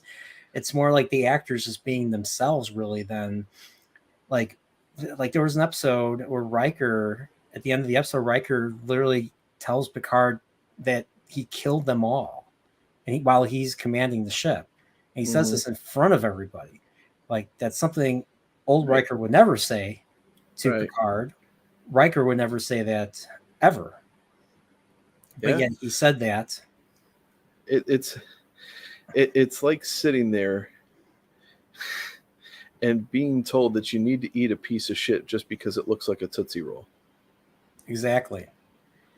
It's just like and so I've been basically saying, this is not as good as you're saying it is. And it just seemed like when one person, a certain person that I may not have shown in my every intro that I've done of Picard, my live and my discussions of Picard, particular content creator, praising it. And I got excited too, because I know how he felt. He's been really critical of Strange New Worlds, Picard, season 1 and 2 of Picard, all of Discovery. I think he's even talked about Lower Decks being shit. I don't know. I don't know if I've ever heard him talk about Prodigy, which is the Nickelodeon show that just got canceled. But he basically just he praised it like it was better Star Trek than the movies, than like the TNG films, which TNG films have gotten a lot of shit. If you ever watch Red Letter Media, like they did, like it wasn't the prequels that got them famous. It was them doing the Plinkett reviews of the TNG films that made them famous in the first place. And then they did the prequels after that. Oh, I didn't know that. Okay. Yeah. Well, so like I went through and I've watched, and recently, just because we were going, you were watching Picard 3, and I was watching along with you for most of those. at least on this side of the screen. And and it got me on a kick, and so I went back. I watched Star Trek, the original motion picture, Khan, Spock, 4, skipped 5, 6. Then I went into the TNG ones with 7, 8, and was 9 the last one? No, Nemesis 10. Okay, Nemesis was 10, so I watched 9. I did not watch Nemesis, and I don't know that I've seen Nemesis. But I'd heard enough about it that I didn't really have a whole lot of interest with it. And part of that too was because as I watched, I was not a TNG fan at all. I was original Trek, and not huge fan. I would watch the shows if I saw them on. I'd watch the movies, but I wouldn't necessarily absorb them like what you did. Yeah. But with TNG, I hated it. I just couldn't get into it. And then, so in watching the movies, I was watching them. I'm like, okay, they're not great movies. They're passable movies in a lot of regards. But what they really felt like is they felt more like just long episodes rather than a movie. Yeah. And so when it came to sitting down and actually watching Nemesis, I was just kind of like, I'm just not interested. Yeah. So there's a lot of debates. Like I've listened to a certain person named Robert who may or may not have liked season 3, and I don't know if he was on someone else's stream or if it was his stream, and he was talking with other people, like from Picard season 3, and he's saying it's better than like Star Trek Nemesis and the TNG films, and I'm like, no. Like as much as all the criticism that Star Trek Nemesis got because of how derivative it is of especially of Wrath of Khan, it was way more engaging and more enjoyable than what we got in Picard season 3. And I've gotten into arguments with people. Picard season 3 was mostly boring. I mean, it wasn't like the stuff that you see in that show. I mean, even the shapeshifter stuff was underwhelming. Deep Space Nine did it better, and they had a lower budget. Well, and the shapeshifter stuff ended up not being impactful for the most part. It paid off. It didn't pay off. Like no. It's just like they killed the main shapeshifter villain Vadic, and I thought she was going to be this super duper great villain. Like she would be like the best villain since Khan. That's how Robert Meyer Burnett put her.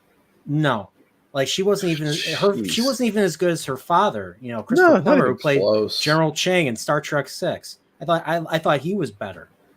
Yeah, I mean, and even then, like Plummer's role in that, I enjoyed 6, the movie. Really, that was a fun movie. I love Bones. Plummer. Where's that damn torpedo? She's coming, Jim. Lock and load.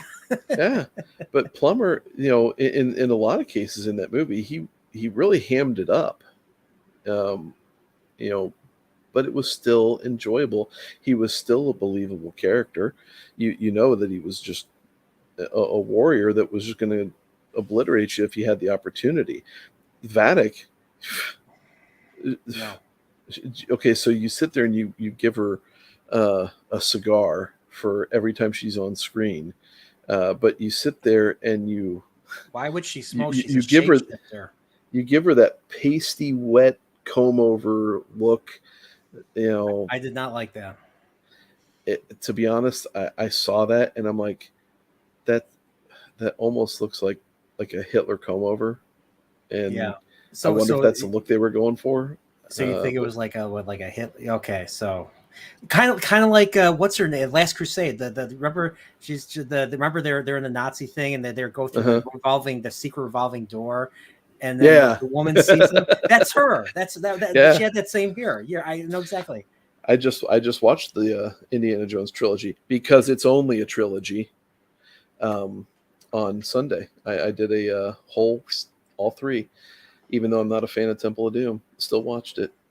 And Temple of Doom had a lot of problems for me. It wasn't just Kate Capshaw, who's abysmal, but there was a lot going on with that. There was a lot going on. Well, that was it like? Was it all like? Was it in the beginning where they tried to be James Bond, or? Well, it didn't start off right. So, like, if you look at the other two movies, it starts off, you get the Paramount sign, and then it fades away into an actual mountain that's almost shaped like the Paramount sign. Yeah, in Temple of Doom, it's the gong, I believe. Yeah, it was a gong, and it was more of a campy type of introduction with a musical piece, and so the vibe right off the bat, no thanks. Yeah, and my mom didn't like it because she just really thought of it as very demonic. She hated it, which I can totally see what she's going at with that. But for me, as I'm sitting there watching it, that stuff didn't bother me. What I'm sitting there as I'm watching it, it's like the whole dinner scene was. it was just a gross out. That's all it was. Soup with the eyeballs, the snake, the babies eat the guy eating whole monkey baby brains, snakes, the monkey brains, which was the dessert, and what was the chilled? It was chill. It was chilled. Chilled monkey brains, and and so you have all of that there. It's all presented in this kind of over comedic thing, and they're trying to intersperse it with Indy having a serious conversation, and it didn't work at all. And Kate Capshaw couldn't act herself out of a wet paper bag. What else has she been in? I don't think I've seen any movie. I don't know. The only thing that helped her was she met Spielberg and she married him. Right. She married, and I thought she married him right away. No, she didn't marry him for several years, actually.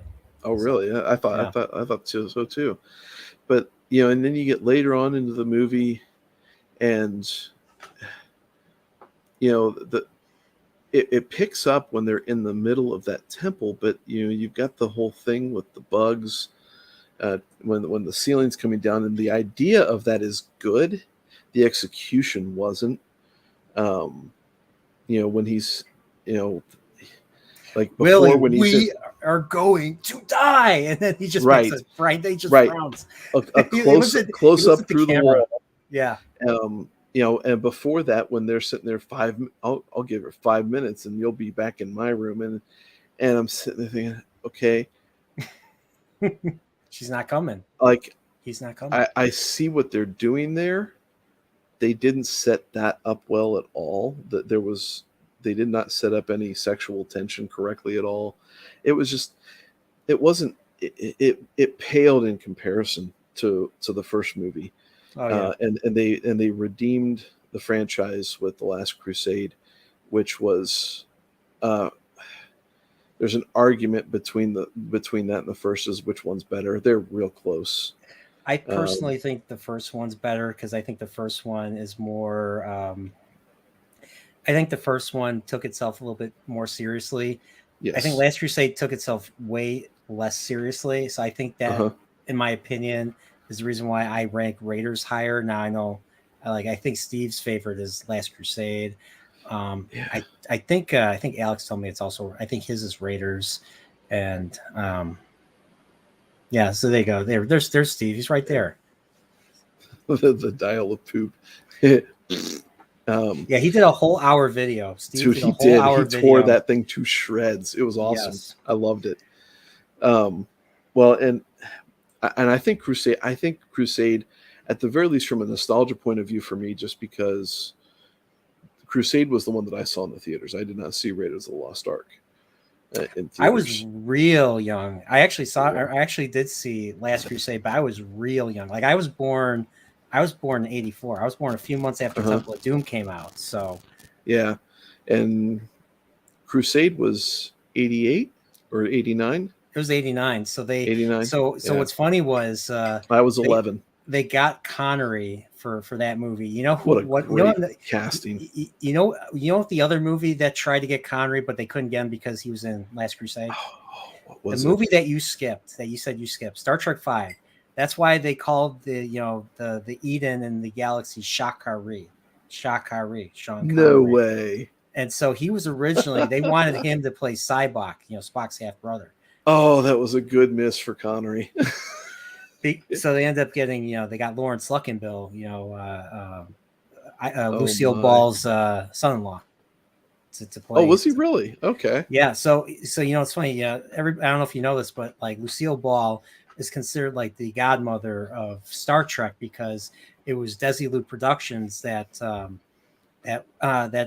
where that they were the ones that kind of helped produce the original Star Trek series? show. Yeah, Oh, that and that's the cool. original Mission Impossible. And I'm going to say this because the new Mission Impossible is Mission Impossible Part 8 or Part 7. I don't know I what haven't it is seen now. any since the first one.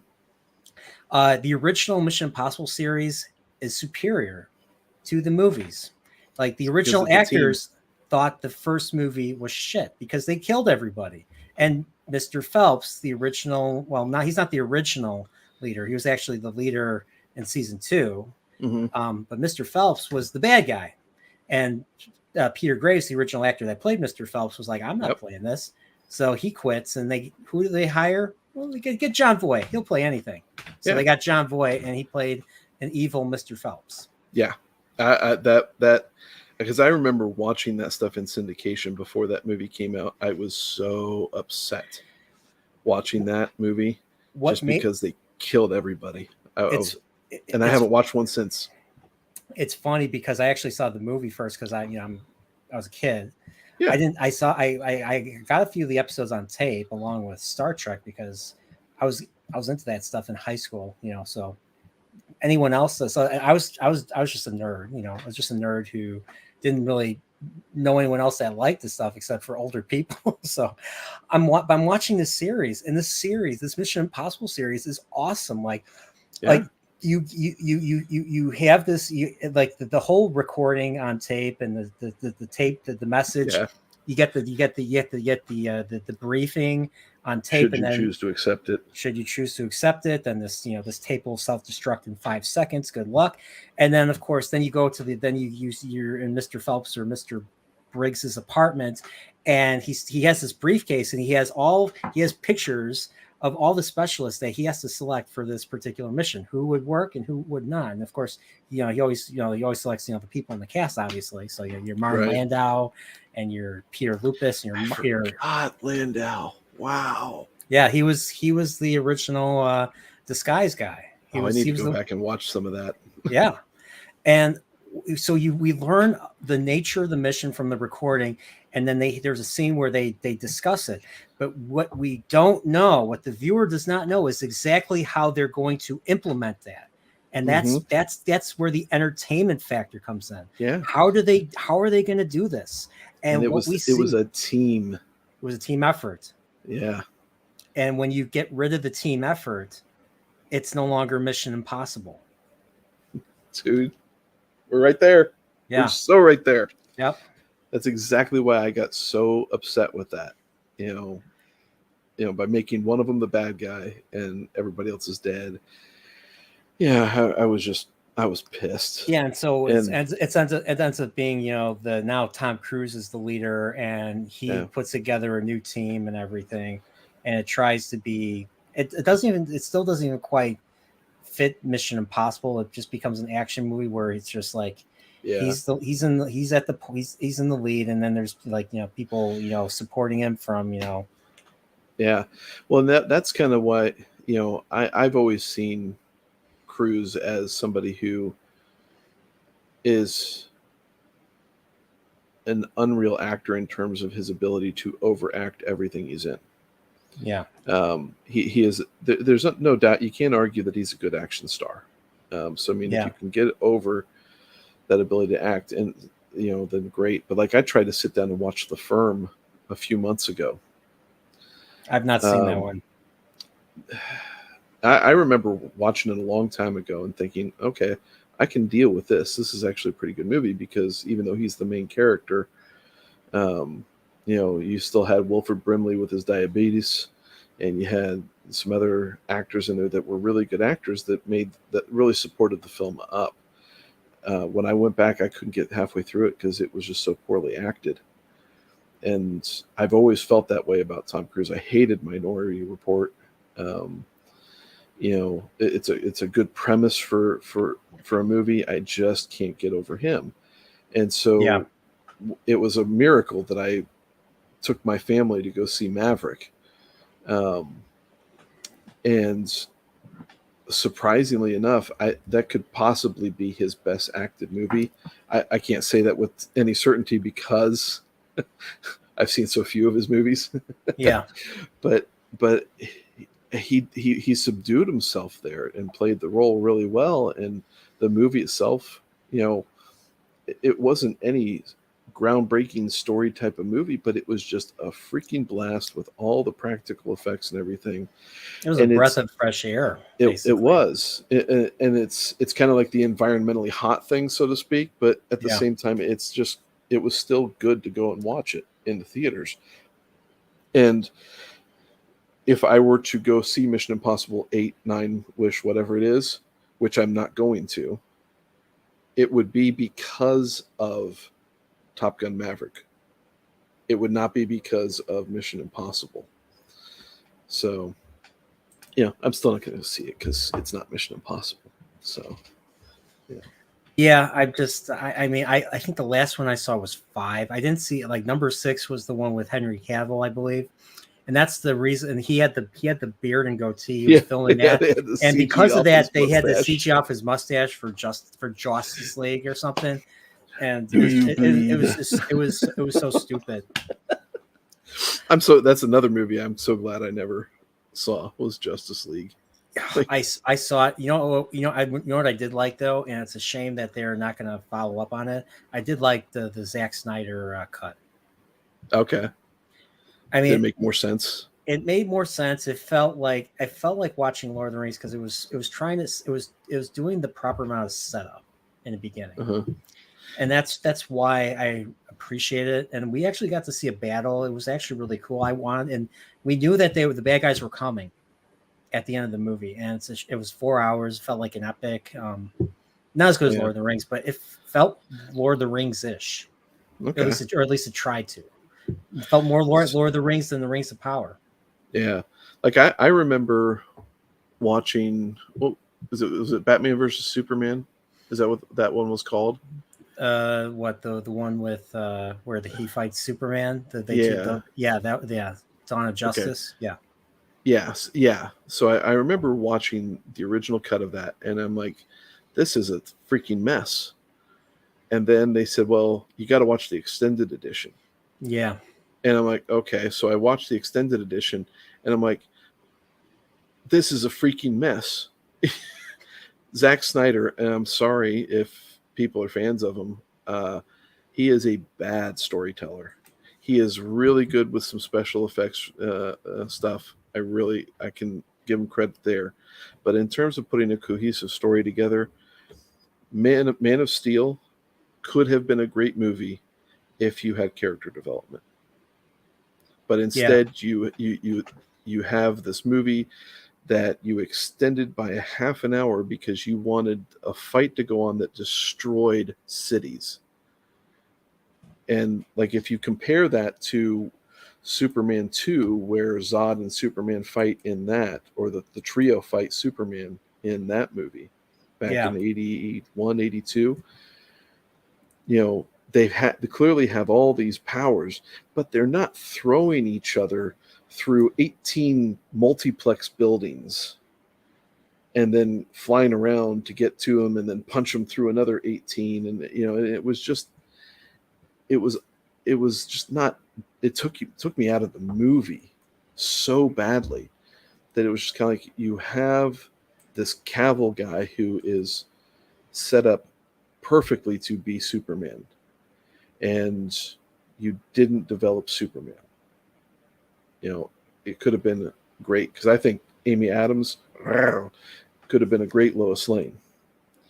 But no.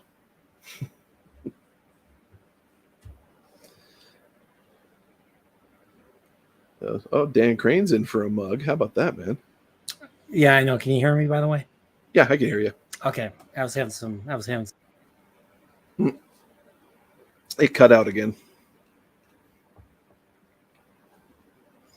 Yeah, it cut out.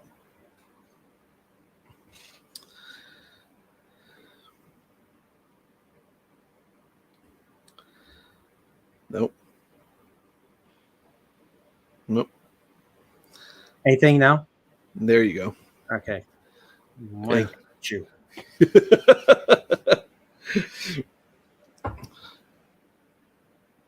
Did it cut out again? I can't hear anything. Oh, man.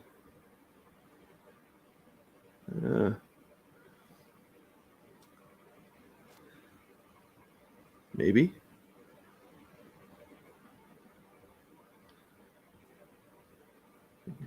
I'm not hearing anything. Can you hear me now?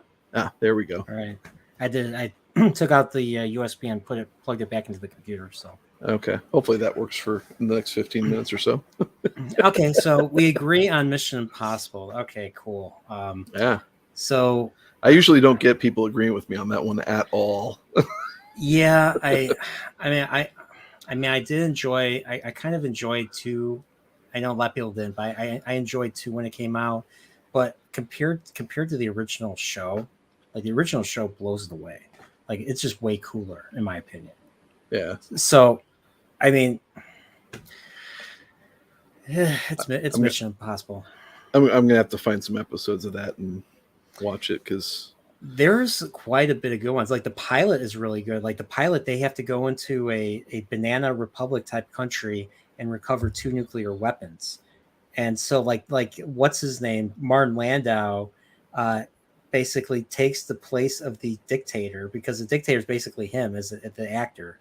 So he basically takes the place of the dictator, puts on the makeup, and then you have a safecracker that's basically stuck in the safe, having to figure out how to open this, or I forgot exactly what happened, but it gets ridiculous. It's just the way everything's implemented. They are professionals that know what the hell they're doing, and they exhibit, they carry everything out in full confidence. They're always 2 steps ahead of everybody else, and that's what makes it cool. But when there is a hiccup, they usually I mean, they're usually able to win overall, and that's and it's just it's and usually, and they always end. What's even cooler is they don't kill their enemies. There was only one enemy that they killed, and it was Ricardo Montalban's villain. And it was because because their mission was to basically destroy the weapon. So he created like even this chemical weapon that could kill millions of people. And so it wasn't enough just to destroy the plans and all that, and the weapon itself.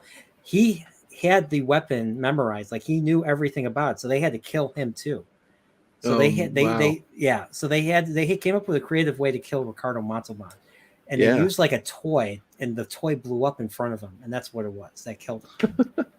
But usually it was always them discrediting politicians or people that were taking their countries to war with the U.S. usually. Mm-hmm. Sorry. Yeah, well, and it shows too. Like you mentioned, the hiccups. It goes to show you in terms of the program and the writing of that when you lay out a plan, a well-written plan, if something's going to hiccup, if you've thought things through thoroughly enough, you're going to be able to work around those hiccups and do so pretty reasonably. Unless it's some it goes completely nuclear or whatever. It teaches the value of that, which I really, I like that. It's like you're going to come across these things, and it's not going to be this Deus ex machina, oh, it just works out in the end type stuff. It works out because you planned it out, and the deviations that occur aren't going to be these catastrophic things necessarily. Yeah. It's Sorry, I kind of lost my train of thought. I was replying to Gadfly right there. So he's talking Yeah. about the Avengers. He's talking about the old. He prefers the old Avengers show to Mission Impossible. I've never saw the old Avengers show. I just remember they made a Yeah. shitty movie with Ralph Fiennes, and Sean Connery was the bad guy. I think it was in the '90s. It was considered like one of the worst movies of that year, next to Batman and Robin, I believe.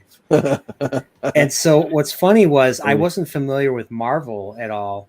So years later, when they're like, "Oh, they're making an Avengers movie," and like all my friends were talking about, I'm like, my friends are not into old '60s British shows. What the hell's going on here? Because that's what when they said the Avengers, I thought they were talking about the old British show. No, they're talking about the Marvel. They're talking about the Marvel Avengers. So yeah, so that tells you that tells you a little something about me. Oh, Back in 2012. Gadfly mentioned the magic word though, Diana Rigg. Oof. Back then, Yeah, she was in on her Majesty's Secret yes, Service. yeah, and excellent and movie by the way.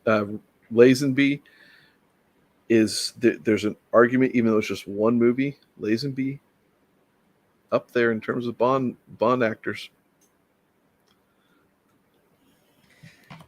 yeah, he was very different from Connery. Mm-hmm. He actually portrayed Bond as not nearly as confident, like that he could get killed or something, especially when they were Uh-huh. being hit, especially when he was being pursued.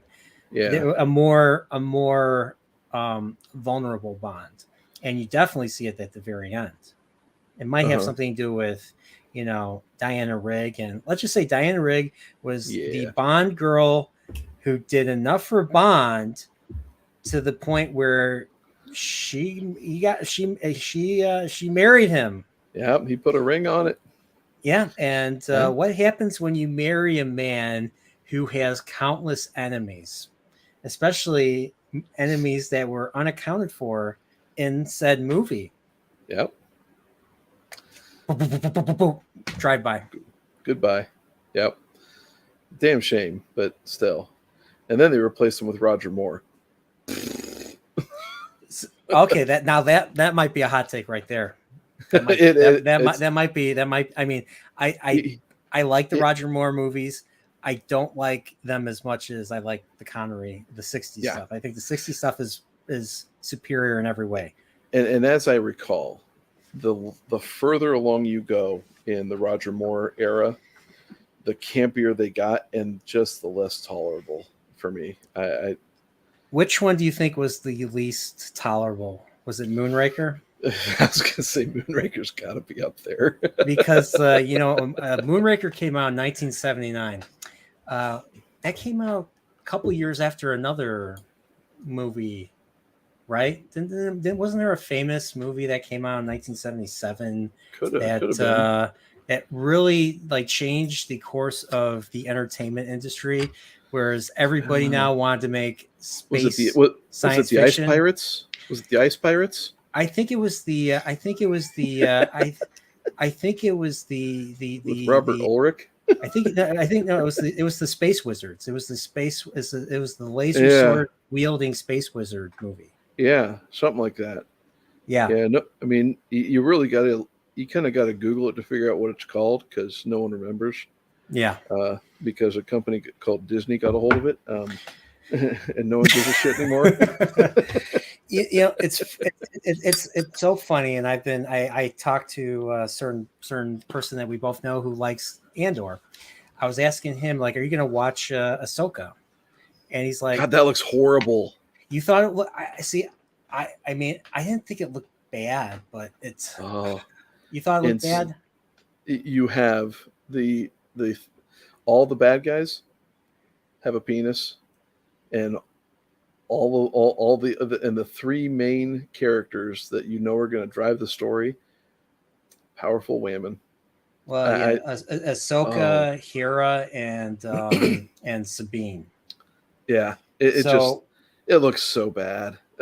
Well, I mean, it's basically the sequel to Star Wars Rebels that I was waiting for since The show ended in 2018. So the first Star Wars thing that Disney did was Star Wars Rebels, and they made that because they canceled the Clone Wars. The Clone Wars, in my opinion, even though they did finally make the finale, the final arc, which occurs alongside Revenge of the Sith. So there's scenes that happen like right before certain scenes in Revenge of the Sith. I thought that was done pretty well, but there were a lot of arcs that I felt that like there was a lot more stuff that they were going to put in there, that they were going to write and put in, that they just didn't do because Disney decided to cancel the Clone Wars.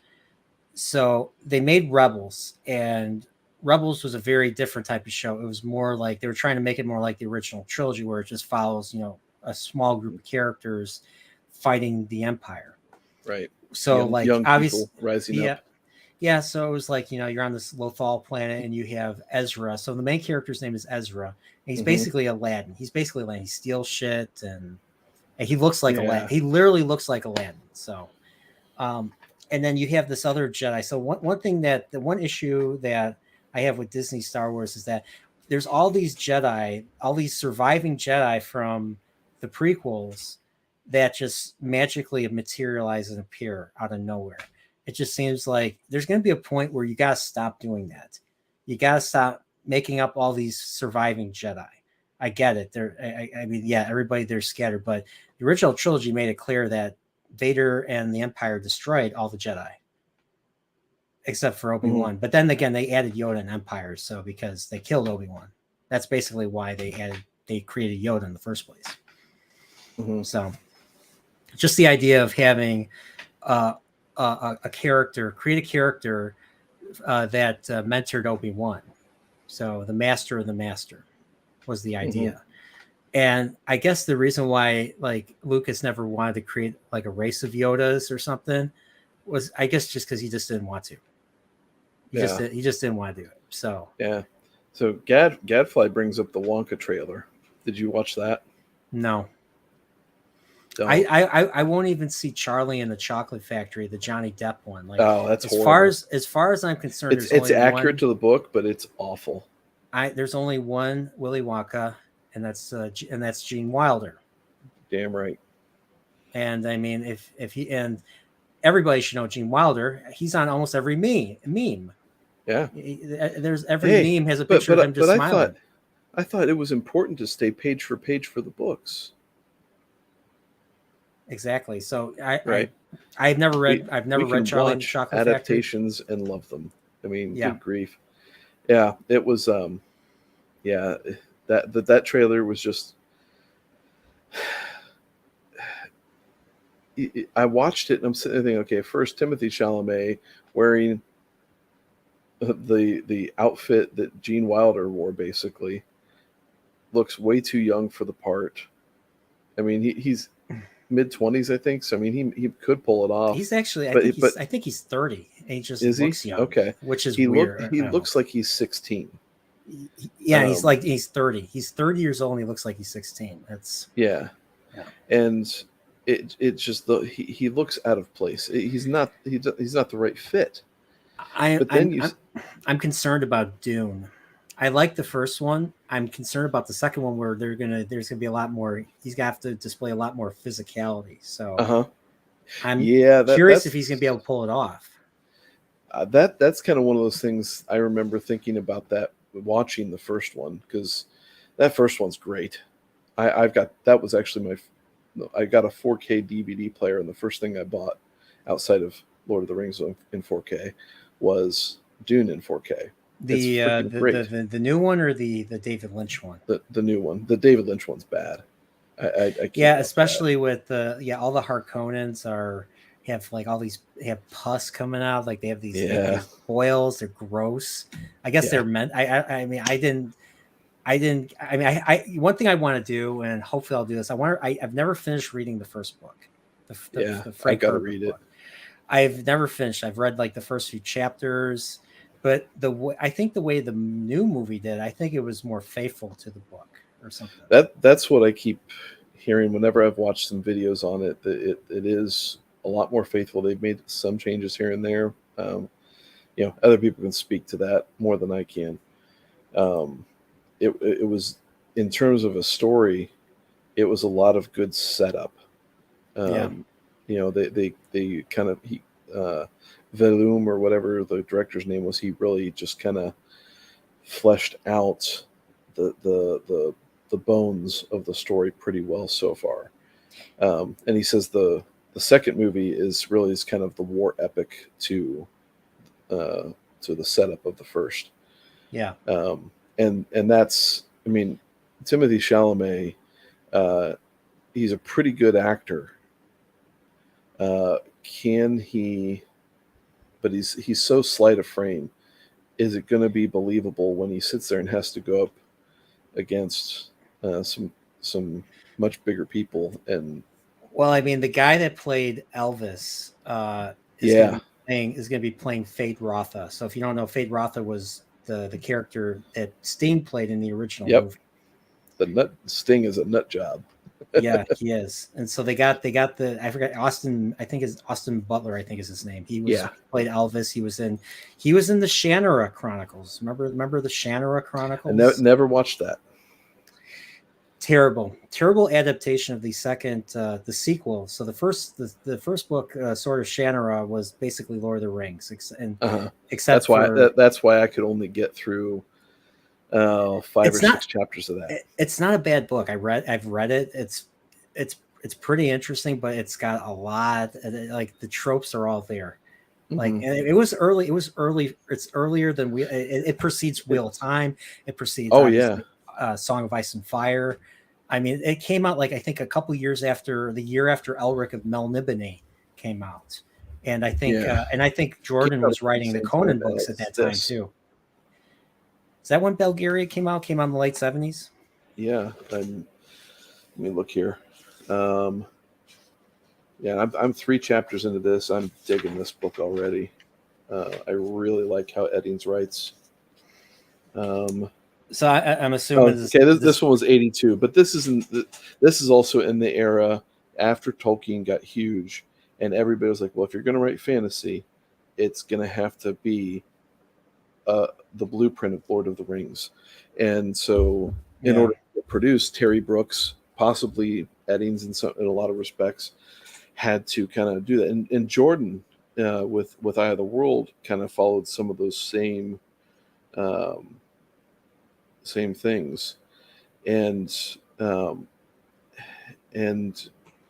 it was only because of the success of Eye of the World that Jordan was able to sit there and say, okay, now we're going to throw a wrench in the whole thing, and we're going to go with my story.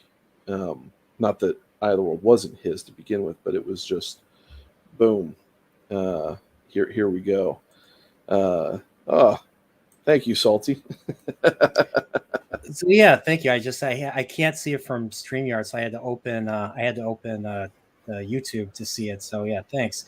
So Nathan is now. Look at me. Nathan got gifted a membership. So do you hear? I think do you hear a transmission? I think I hear a transmission, a welcome transmission right now. It could be because you're not muted. So yeah. Yeah, let's. Here it is. I swear, if you ever show your face out there again, I swear, I won't. Ever. I won't. Ever. I won't. I promise you. Oh! That guy still terrifies me to this day, and especially in Breaking Bad. And he was great. I mean, he was great in Breaking Bad. He still had that stereotypical smack someone in the face. Better Call Saul, he didn't do that at all. I think he actually did a really great job acting in that show, and I liked how his character's arc came to an end in Better Call Saul, and how it leads into Breaking Bad and leads to his character's demise ultimately. So, but yeah. So by the way, just for anybody who's interested, drinking some Knob Creek 900 proof, and yeah, that's a real good one there too. So if you haven't had Knob Creek 9, Brian, I haven't had any until this bottle. It's going quickly. I think I've had Knob Creek. Like that's pretty common. It is. It's one of the more popular ones out there. This 9-year 100 proof, it is so damn good. It's actually creeping up there, and it's a Jim Beam product, which I could have been like, I'm not drinking Beam. I might change my mind now. Isn't Jim Beam supposed to be like the cheaper stuff, that and Jack Daniels? Yeah, if you get base level Beam, Yeah. like Beam, Jack, those types of ones, like old Jack number 7. I've got a barrel proof Jack Daniels on the shelf inside that is almost 130 proof. It is delicious, but you have to sip that guy because it will knock you for a loop, but it's good. What was I gonna say? There's one thing we haven't talked about yet. It's already been over 2 hours. Oh yeah, what's that? We have to find out why A Link to the Past is the best Zelda game. Oh, that's right. It's I believe it's Steve's favorite Zelda too, I believe. Well, because Steve and I have good taste. That's why. Link to the Past is my number 2. Yeah, I know you're a big Ocarina guy. I'm a Breath of the Wild guy.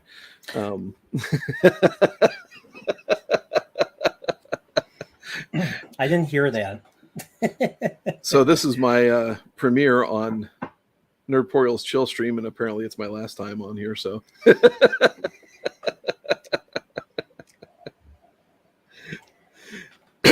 yeah. But did you? How far did you get in Tears of the Kingdom? By the way. Oh, I beat it. Oh, you beat it? Yep. Yeah. 2 or 3 weeks ago, I think. I actually beat it about an hour after Steve did. So. I haven't played it. I haven't played it in a month. So that just shows you how excited I am. It just shows you how engaged I was. I gave it a chance. So Dempsey's got a point. No Triforce, no Zelda game. There's something to be said about these two games. Like, I'm a big fan of Breath of the Wild and Tears of the Kingdom. There is an element of the storytelling that I think is really good. The gameplay, and Steve and I are want to get together and talk about this too, because he and I are trying to just kind of get our minds around it. Because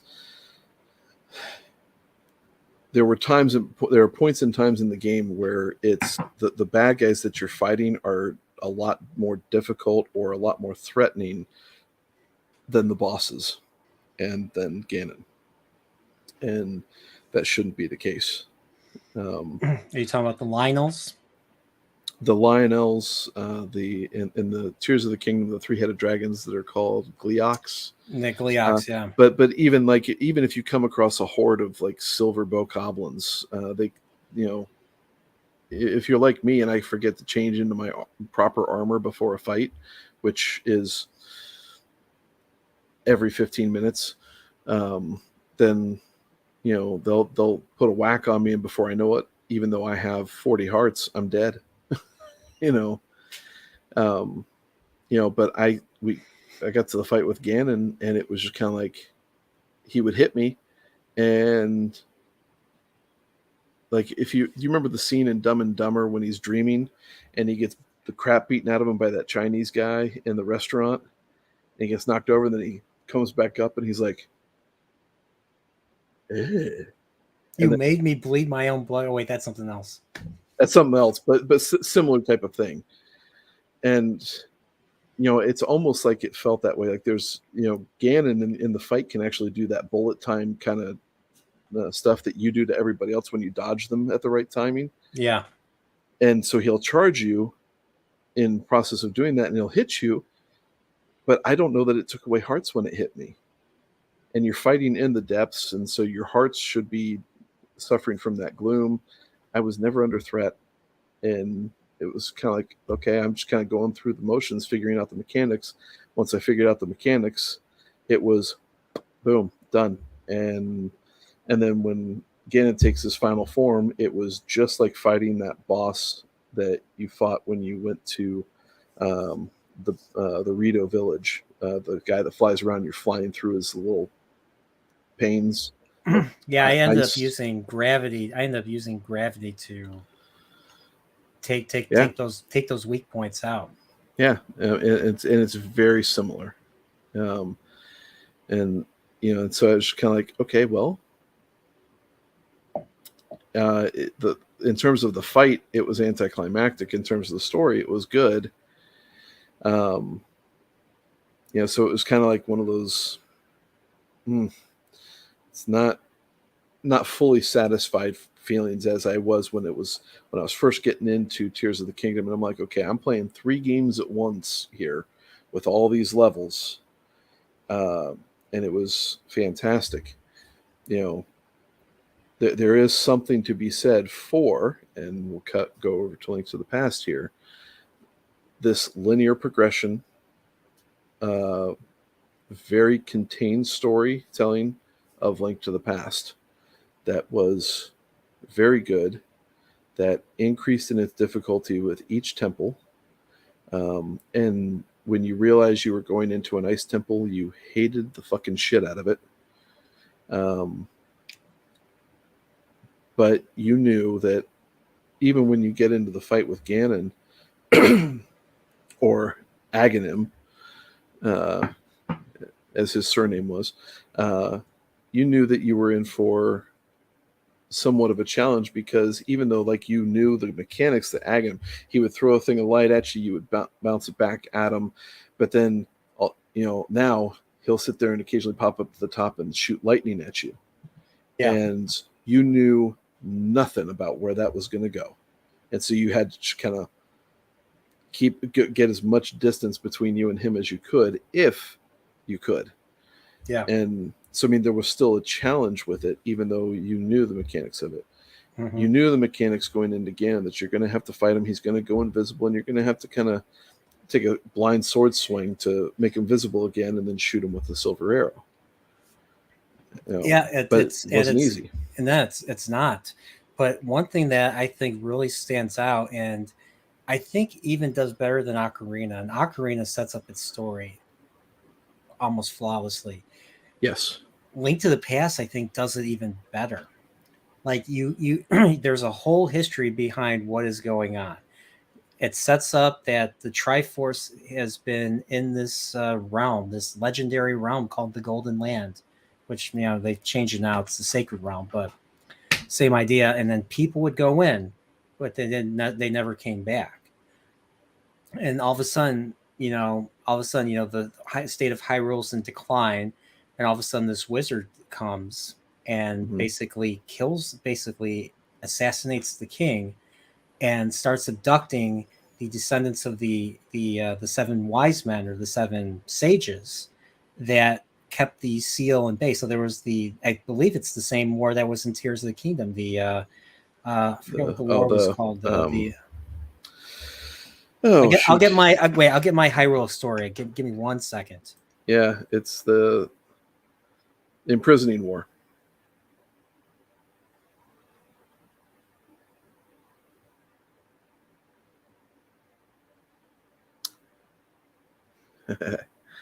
Imprisoning War. Okay, so it's called the Imprisoning War. So here's my Hyrule Historia right here. I know Steve has one. So this has like the timeline. Ooh. This has like the timeline of the series. So. Yeah, I'll be interested to see if they do a revision with that, with Breath of the Wild and Tears of the Kingdom. I don't know. I mean, yeah, because this came out before Breath of the Wild. This came out like right after Skyward Sword came out. So, with the let's see, but yeah, you have Ganon. So you have Ocarina takes place first, and then in one particular timeline,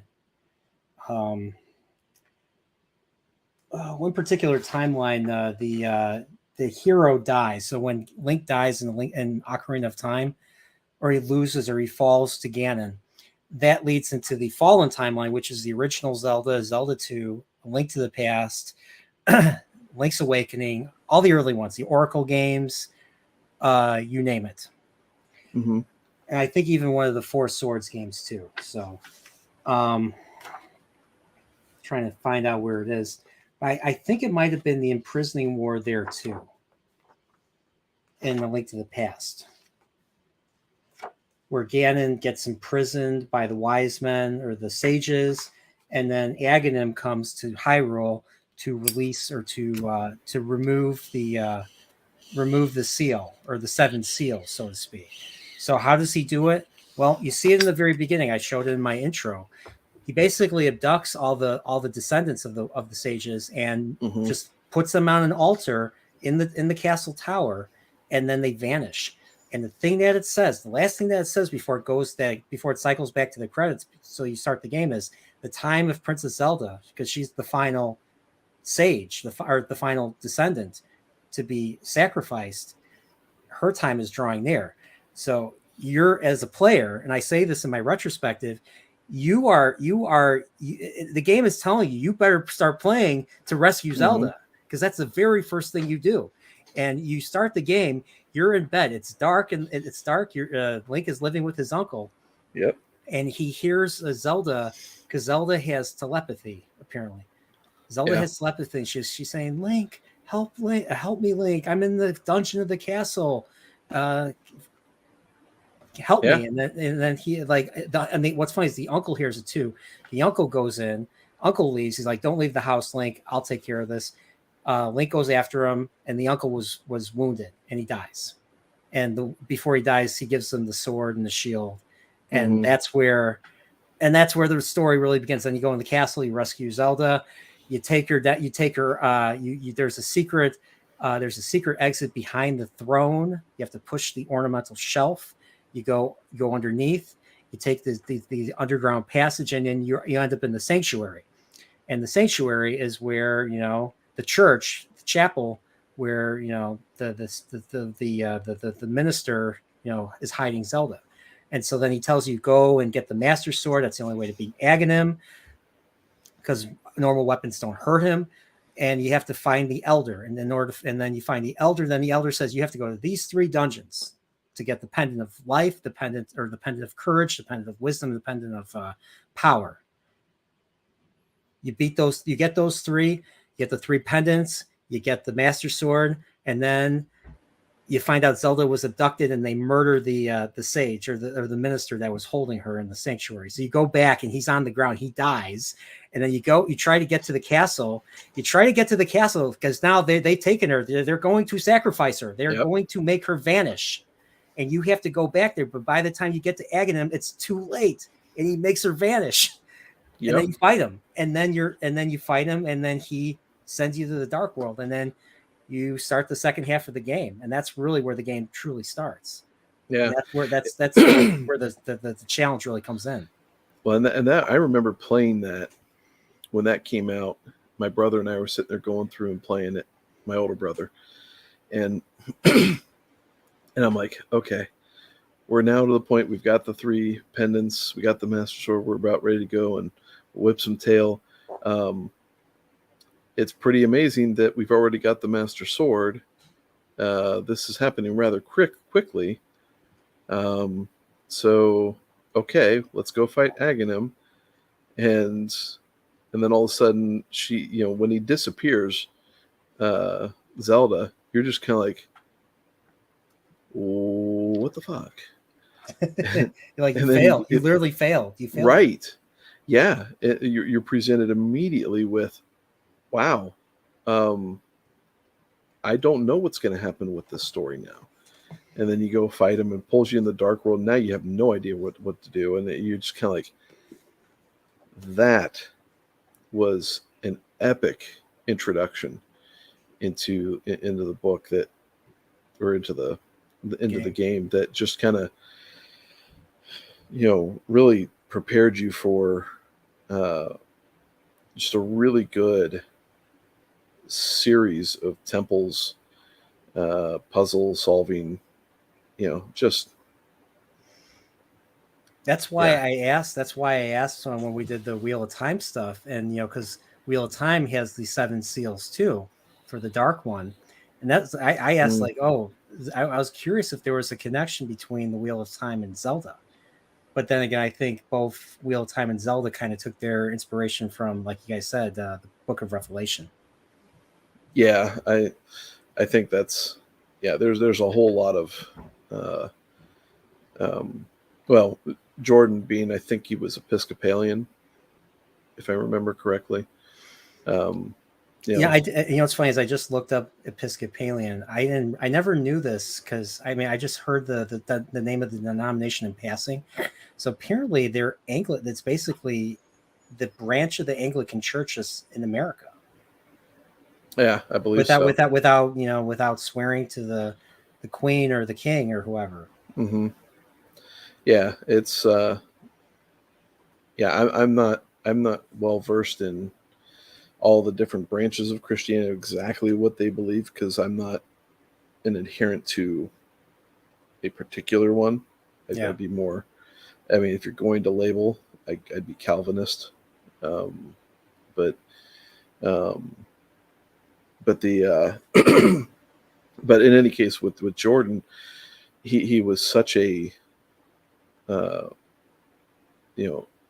devout believer that those things seep, just like with Tolkien, it seeped into the writings for Jordan more clearly, I think, in some ways, even though he did bring in like the wheel thing was really kind of a Buddhist kind of pull for the setup of the world, but there are definitely clear spiritual references there with Christianity. I mean, like the whole Rand forgiving Inktar just made me think of your son, your sins are forgiven type of deal. Yeah, it's grace. Yeah, It's fantastic. What a great scene. Oh man. Like, see, we won't see that this season. that's how redemption is. Oh my God, that's how redemption is done. But that's right. Yeah, but that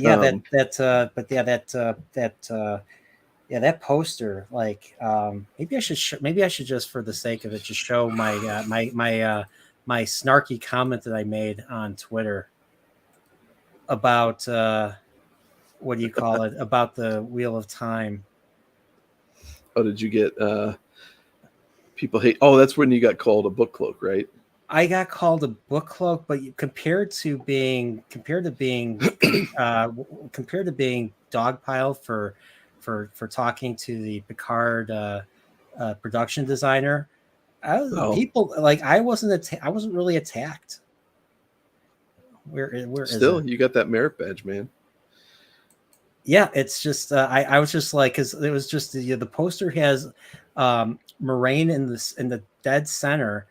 And the Dragon Reborn is supposed to be the central character of the Wheel of Time. Yeah. And why is all right, here it is. I'm going to share it. I'm going to share it right now, actually. Oh, man. I need to get my cheap whiskey out so I can pour it into my eyes after seeing this, because I'm not doing that with Knob 9.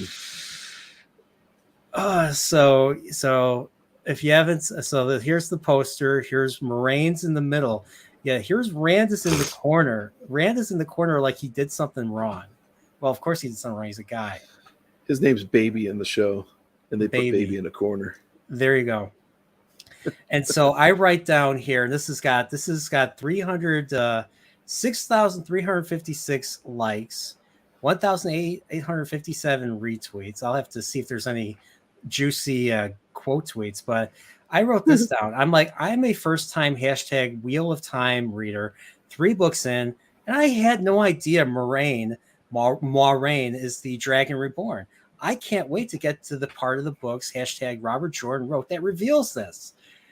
And so first I get L Dan here saying LOL, and then we get someone here saying, why is everyone assuming the Dragon Reborn is the one that's front and center on a poster? And why would the Dragon Reborn have to be front and center? I'm so confused. And I reply saying, Dragon Reborn is the main central character in the Wheel of Time. Duh. And this guy's like, so?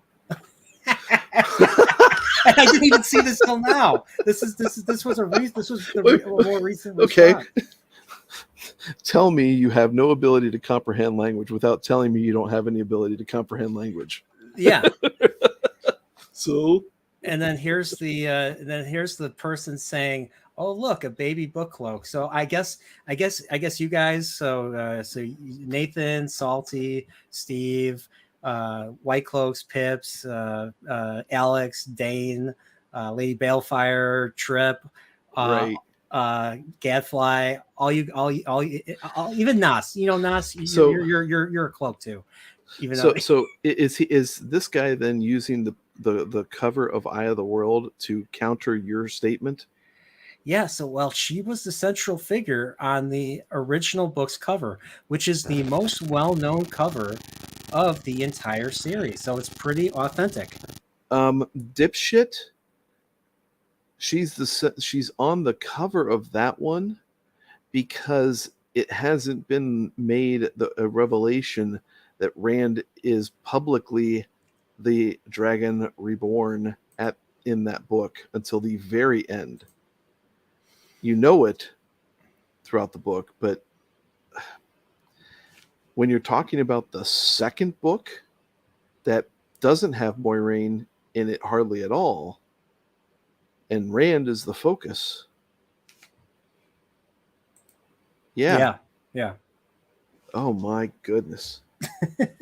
And then Pip says something about, oh, she was this, but she was not the main character. We're adapting the whole series, and when we say something, all people just scream is book cloak. And then someone says, "Oh, a Wraith friend." I've never heard that one before. Wraith friend. And this Daniel's guy's like, I believe you mean Wraith, but no, we're not acquainted. I just understand the show's different, turning of the wheel, and don't need to suck the joy out of it for other people. Seriously, you care that much about what other fans have to say? Other fans' criticism ruins your joy of the show. Maybe the problem is you. Right.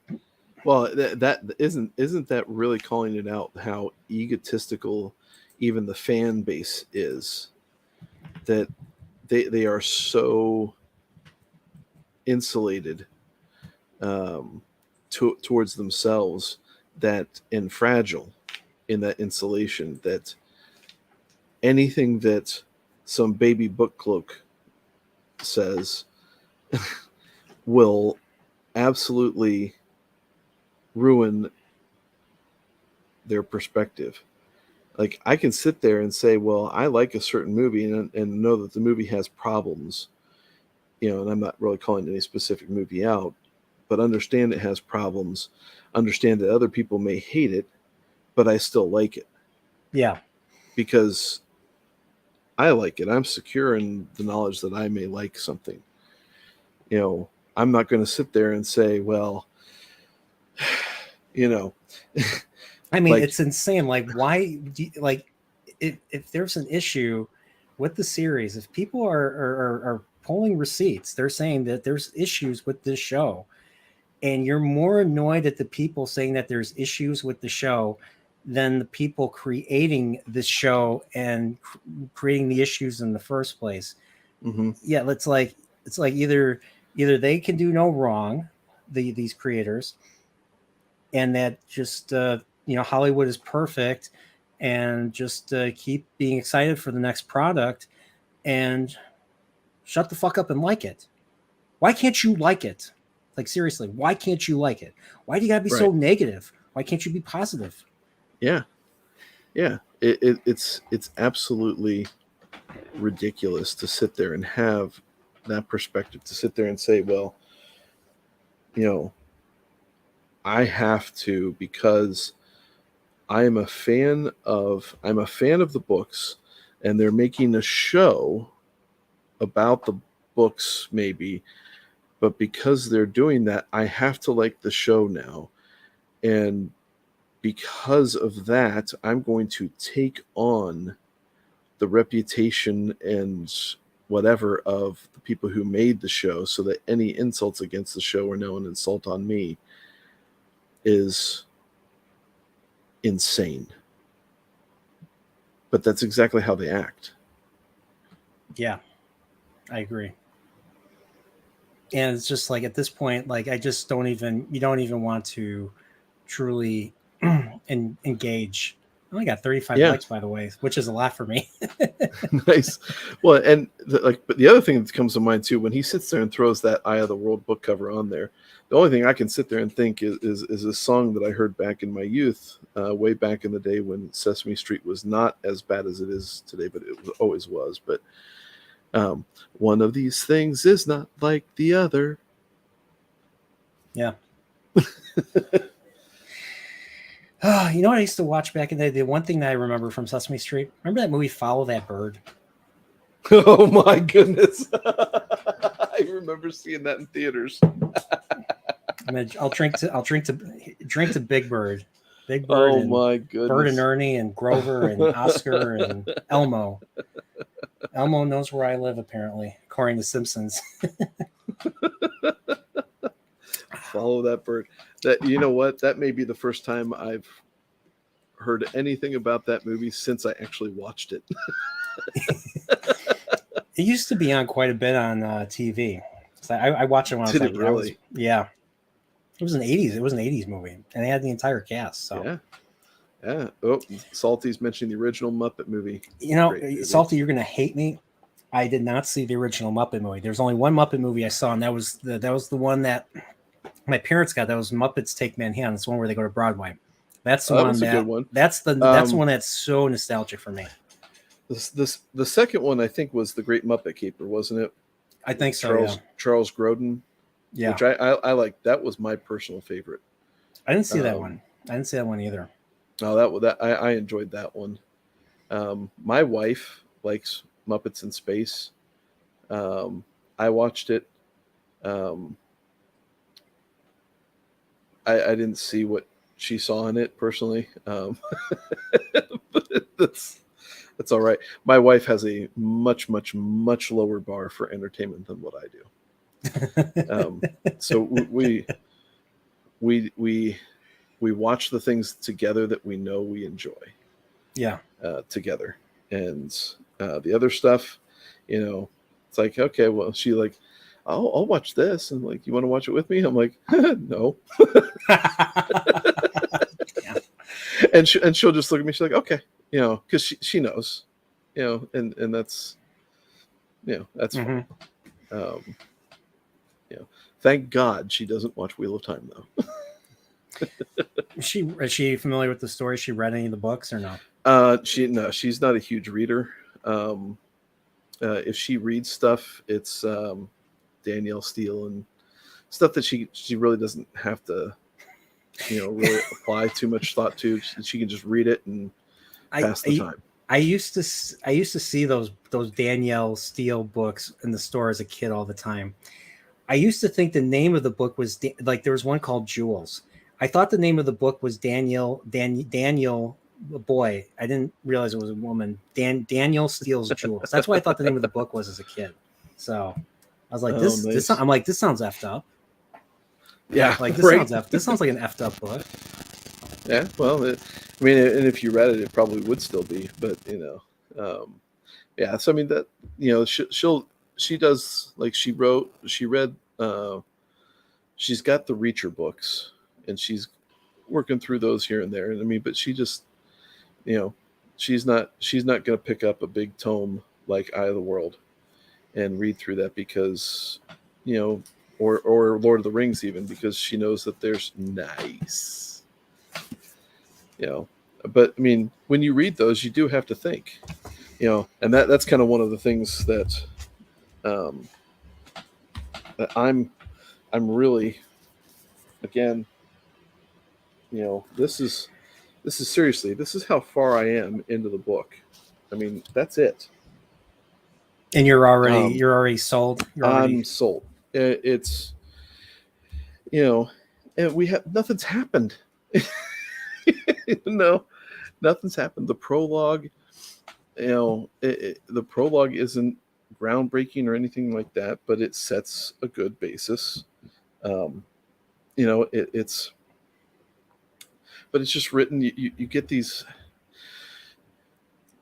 how the characters interact. And I've been introduced to, I think, 4 or 5 characters so far. So at this point in time in Robert Jordan, I would have been introduced about 45 already. Right. But much like Robert Jordan, the characters that are introduced in how they interact, you get a good sense of them as individuals. You get invested in them because the conversation that goes on is good conversation. And it's just like it. One of the things that I really loved about Eye of the World when I first read that is, yes, it is my first Eddings read, Aldan. And yeah, I'm digging it. And the guy who did the audiobook that I'm reading along with, because right now I've still got some eye stuff going on. I get tired real easily when reading. Really good job on the audio too. But anyway, what I was saying is with Eye of the World, I remember I had to read the first 50 pages over again because he introduced so many characters. And I say first 50 pages after the prologue. The first 2 or 3 chapters. But he introduced so many characters in that first set of chapters through just Rand and Tam going into town and getting to the inn. And you met the Congers, you met Sambui, all these different characters. And you met them in terms of their interactions within the environment, and it was so good. Yeah. That even though at the time when I had first read it, I thought, boy, you got to get through it and get into the later chapters before the action picks up. You can't help but immediately be immersed in it. And Tolkien's done that for me. Jordan's done that for me. So far, Eddings is doing that for me. Has Stephen King ever done that for you?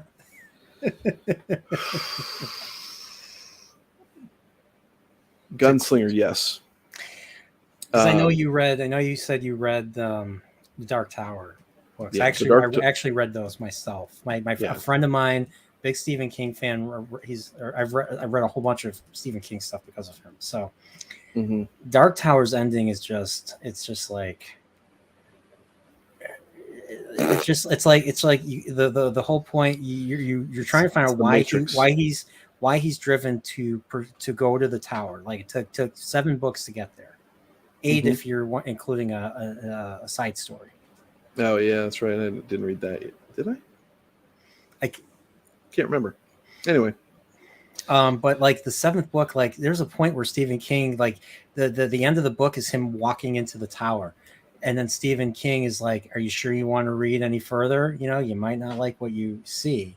To quote Dr. Zaius from Planet of the fucking Apes. When he's like, "Don't look for a tailor. You may not like what you find."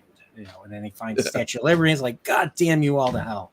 Well, that's how I think that's how a lot of people felt when you find out that he goes into the tower and he goes up the stairs. He goes into a room.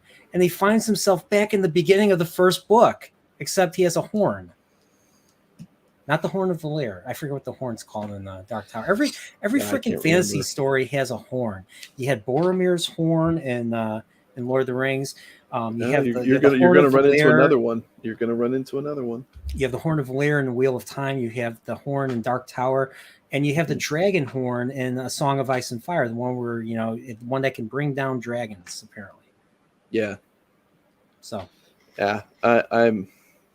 So with the Dark Tower series, the first book was freaking amazing. The first book was a weird one because it was written when Stephen King wasn't like He was coked out of his mind. he like this was like one of the first, like he wrote that like I think as a student in college in like the late 60s, early Yeah. 70s. Well, it took him like 30 years to write the whole series. Yeah, and I'm reading it, and there's points where it was interesting, but there were points where I felt like it lacked description. I was like, what is going on here? So like I like the setup of it in terms of like overall you have an author that's kind of integrating himself into the story, and I liked the premise of where that was going. And the problem that I have with King overall, and I haven't read a bunch of his stuff because I'm not a horror guy. Okay. You know, A lot of his I've stuff read, is more thriller than horror. Like I was Shining is more okay. thriller. The only book that to me was a true horror was Salem's Lot. And that's the one about the vampires taking over a small town in Maine, I believe. Okay. That was a creepy ass one, especially when you're being stalked by vampires that can fly and get into your house and bite you and make you become one of them, like assimilate you into their Yeah. collective.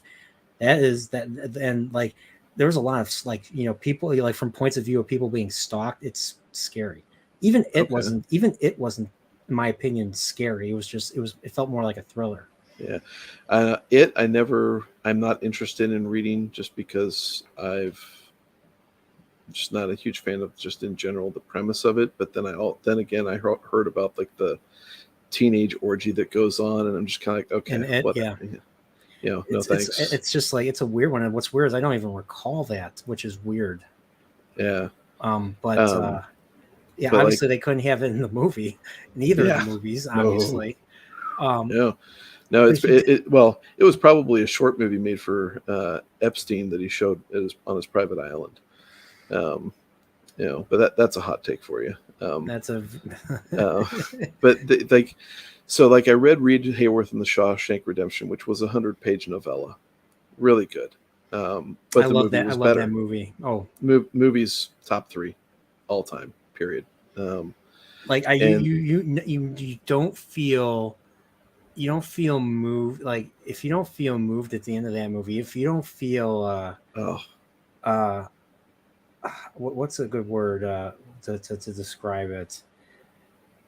elated, relieved, hopeful, Hopeful, just name it. I all mean, around good. Like just it's yeah, not it fulfilling. It's not that just satisfied. Just it was a triumph of storytelling that while the movie keyed up on because it's part of the whole book, Hope Springs, or Four Seasons, and it's the first book in there that's called Hope Springs Eternal. And so the idea of Rita Hayworth and the Shawshank Redemption is redemption and hope, yeah. and how that hope lies within the redemption action. And that's that's amazing, and the book conveyed it decently. The movie hit a home run with it because it takes you to the peaks and then immediately drops you into valleys and takes you up to peaks and down to valleys and then sends you off on the beach, and it's fantastic. Yeah. And then I watched Green Mile. Green Mile is a great movie, rips your heart out. Yes, it does. The book doesn't just rip your heart out. They did not produce. I think they chopped off the last 4 or 5 chapters, as I recall, in the book, Mm-hmm. because if you put that on movies, you'd have to put people on suicide watch. Yeah. It just, I hated how that book ended. Like viscerally hated Stephen King for writing that last section. Mm-hmm. And then after that, I'm like, I'm done with King. I don't like he can write well, but to me he just doesn't finish the stories. He finishes them how he likes to finish them. I just don't Yeah. like it, and that's fine, because I mean Dempsey's saying he likes King's books, and that's great. I've got other friends that love King, and and that's fine. When you get to the Gunslinger series, you had the 4 books. The fourth book was the one where you actually went back and Yes. into what's his name's past. Roland Roland, Deshawn. thank you. Yeah. So you go back into his past. That book was the pinnacle of the series. It was a masterpiece. Yes. You know, it And had it was fucked everything. up. The It end of that book. was. Jesus Christ. It was you Just thought it was going to be a happy ending. right. That was not a happy. I mean, Which Roland when gets you're the reading girl, King, right? No. when you're reading King, if you think that you're ever going to get a happy ending in a book, you should really have probably be checked. But uh-oh, did he freeze? Or did I freeze? Uh-oh. No, you're fine. Oh, okay. It looked like you froze there for a minute. So you're are you frozen again? Nope, you're No. not. Okay. No, I'm just fucking with you. Dick. But after that book, I was just disappointed. It was like a third regular. The next book was kind of a regular length book, and then the sixth book was real short. Yeah, I the recall. fifth book was basically his attempt at recreating the Seven Samurai or the Magnificent Seven. So Roland and Eddie and his I forget his quartet, I believe. Yeah, his band, his quartet, his group, Yeah, are defending this town against these that's right. robot bandits, I believe. Yeah, yeah, yeah. And then you get to that last book, and So, it ended so the exactly last, like the Matrix yeah, the last, trilogy, yeah, which the Matrix, by the way, there's only one Matrix movie. The other three didn't really happen. I've heard that one too. So, but like, yeah, that final book was they started killing people off. They killed Eddie off. They killed Jake off. Jake is the boy. Mm-hmm. Spoiler alert. Sorry, won't say how. Okay, shit. Whatever. If you guys end up reading it, I'm not gonna tell you. Whatever. Sorry. No, they'll forget by the time they get to it. But basically, what ultimately happens is Roland is alone by the time when he gets to the tower. He's practically alone. So like, two characters die. The other character, Susanna, and she has an interesting arc. She's basically bipolar, or not even Yeah. bipolar. She had multiple personalities. Yep. Like there's her meek self, then there's her psychopathic self, and then Susanna is basically them merged together to and forced to live together. Kind of like, you think of Mr. Spock, this human and his Vulcan side and everything. Yeah. And she ends up going through a portal and leaves. So what the Dark Tower is basically, it's basically amalgamation of all of the universes that Stephen King has created. And Right. you can go in a portal, you go to any universe. There's infinite universes. I mean, this was. I mean, if you read Dark Tower, I mean, he has Lord of the Rings quotes all over the place. I mean, the Dark Tower is based off of the Lord of the Rings. But Dark Tower is the Barad-dûr. Mm-hmm. So I mean, it's basically his attempt at making Lord of the Rings, but instead of straight up copying Tolkien and using folklore and medieval style of setting, he's using the Western because he's American, and why not? Yeah. No, that's why that book, I think, was so appealing. It was a nice. I like westerns, and so to sit there and have that kind of play out in a very believable manner, in a very mysterious manner, where he's literally out there by himself. Yeah. Or following one person. And the idea that the gunslinger is like the king of his kingdom. I mean, if you're good at what you do, you might as well be the ruler. I mean, that's the fantasy that Stephen King created. So yeah, it just fell so flat. I was so disappointed, finishing that series, that I especially with how good Winds of the Kala was. That was the fourth book, right? Winds of the Kala. No, that's the Wolves of the Kala was the fifth book. The fourth book was the Glass. I think.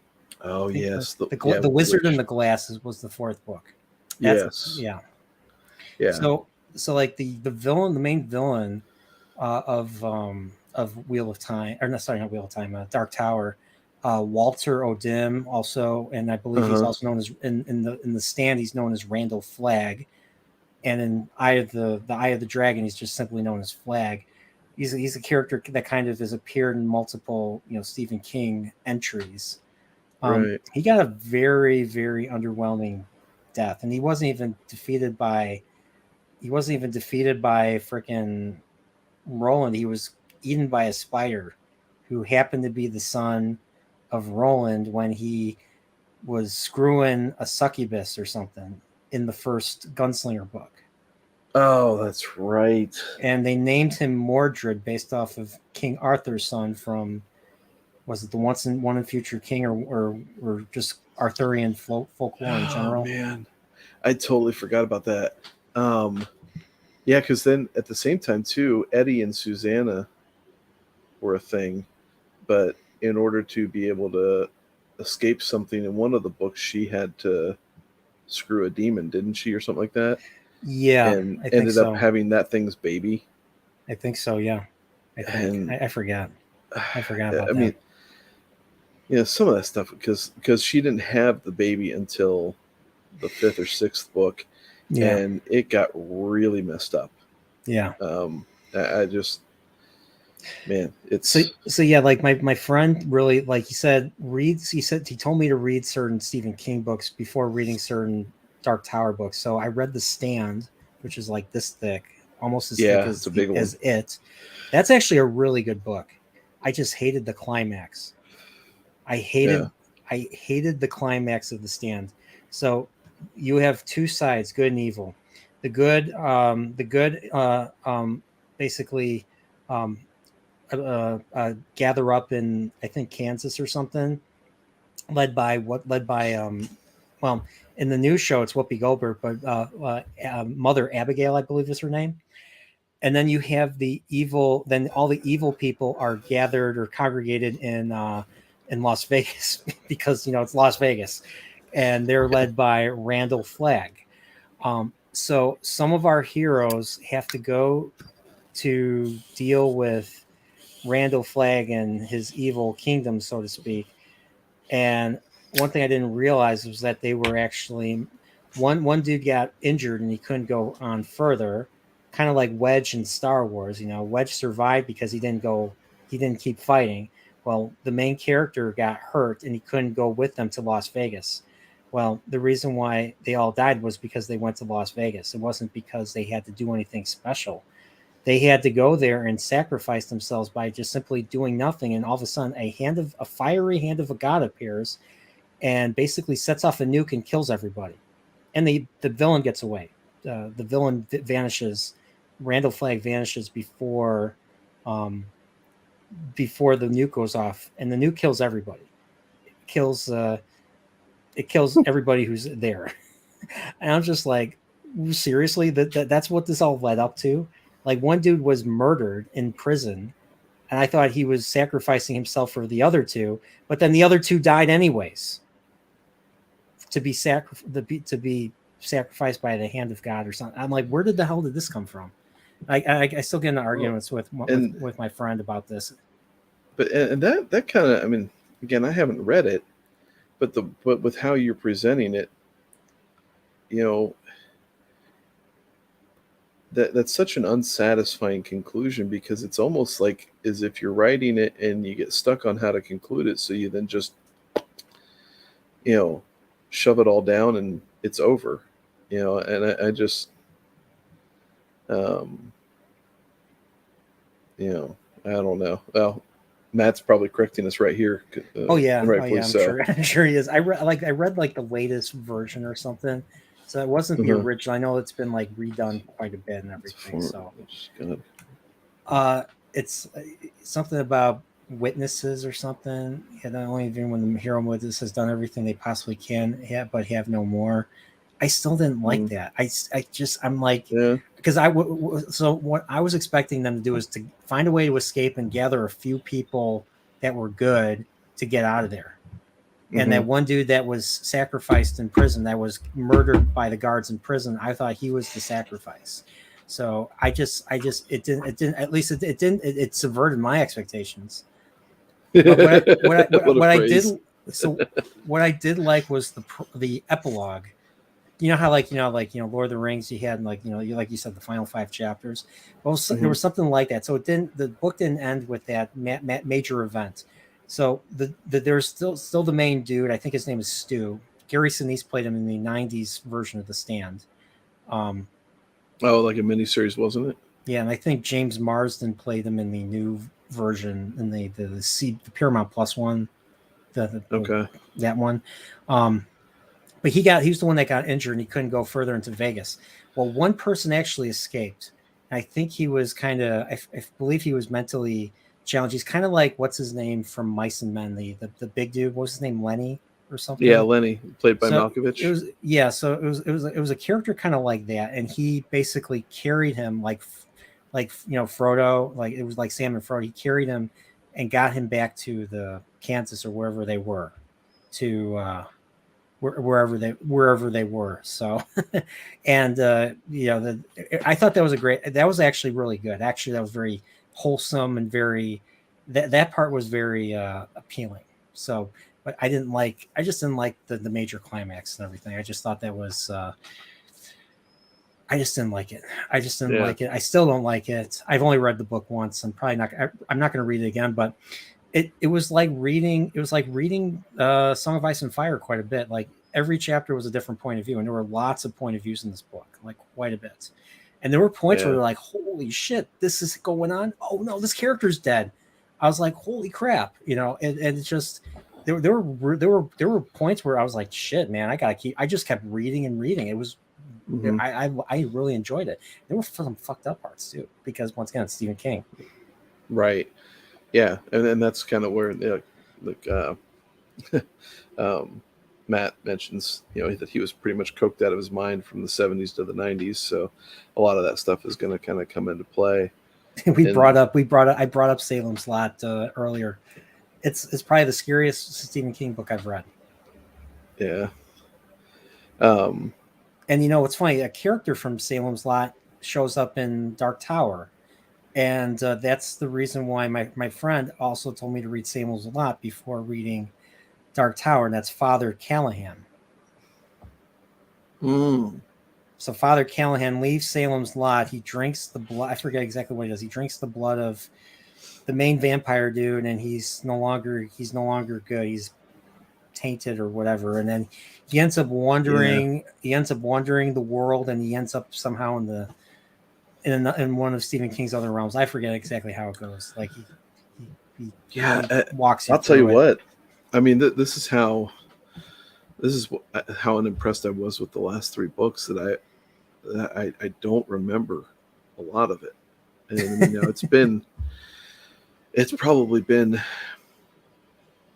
7 or 8 years since I read them, but it just.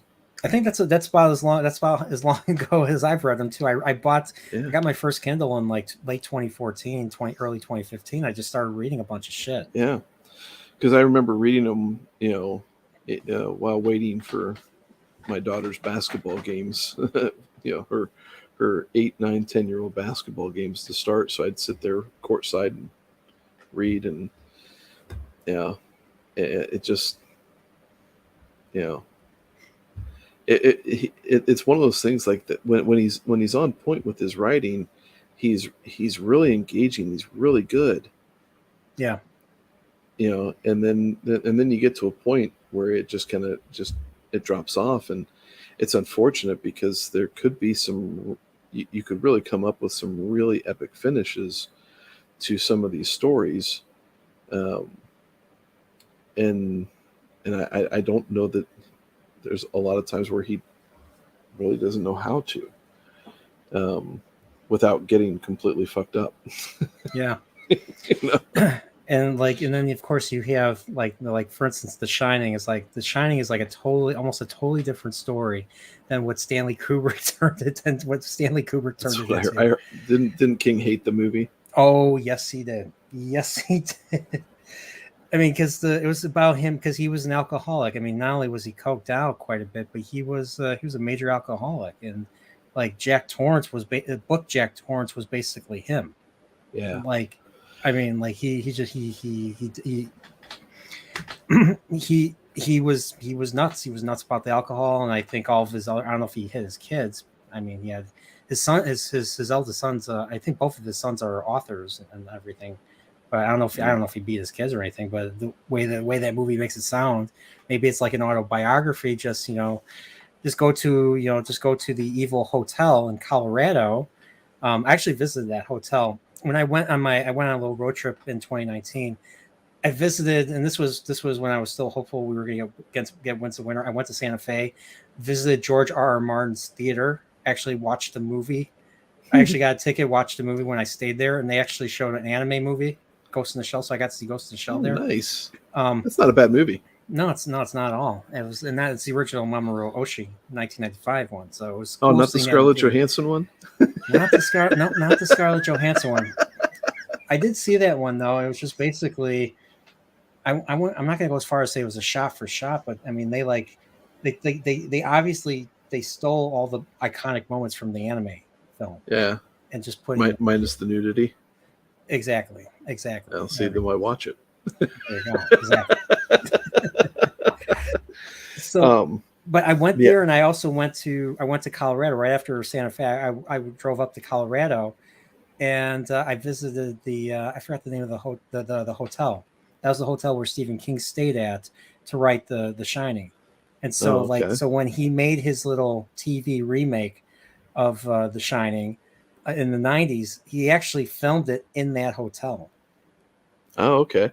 Yeah, because I remember what that was filmed. It actually it was the guy playing Jack Torrance was the one dude who played the younger crazy brother from the TV show Wings. Stephen. Yeah, that's right. Stephen something. Because he got that job, and he also got one of the roles for Mel Brooks's Dracula Dead and Loving It, which was horrible. I heard it was horrible. Oh, it's so bad. I wish Mel Brooks had stopped at Men in Tights. Was that like his last good movie? Men in Tights, yeah. Men in Tights. Yeah, because he did Dracula Dead and Loving It. Had Leslie Nielsen, had that Stephen guy. Tim Daly was the older brother. Had a shorter brown hair, but the guy with the longer, lighter brown hair was the guy who was in that. It's funny as I'm old enough to remember. I remember Wings. Yeah, several years ago I went back and rewatched it. Doesn't hold up. Oh really? I enjoyed it when I was younger. But there's a definitive break in that movie when Lowell leaves the show, and also Christopher Lloyd stops writing for the show as well, because Christopher Lloyd was one of the writers initially. Great Scott. Yeah, no, different. There's another Christopher Lloyd. So I noticed that with there were other sitcoms at the time that were written by Christopher Lloyd, not the Christopher Lloyd everybody knows. There's a writer named Christopher Lloyd who just shares who's not related. Oh, so I wonder if that's the case then. Yeah, so they're like Frasier. There's a Frasier. There's a I remember seeing Christopher Lloyd writing Frasier episodes, and I actually thought when I was a kid, I thought it was Great Scott Christopher Lloyd, but no, it's I looked him up. I looked him up not too long ago. There's another guy that exists in this world that writes for TV, whose name just happens to be Christopher Lloyd. Steven Weber, Matt. Steven Weber. There we go. Yeah, that sounds about right. Yeah, that was his name. I'm now looking up the show here to find out who the writers were. see, there's David Lloyd. There's Christopher Lloyd. I said he only wrote 6 episodes, and it's a different Christopher Lloyd. Okay. Yeah. See? All right, then. Great Scott. I mean, Yeah, wrote Frasier, and then I guess wrote some for Modern Family, another show that I've never watched any of. I never saw Modern. I don't think I ever saw Modern Family. I haven't watched any sitcoms after, I'll be honest, Seinfeld, late 90s.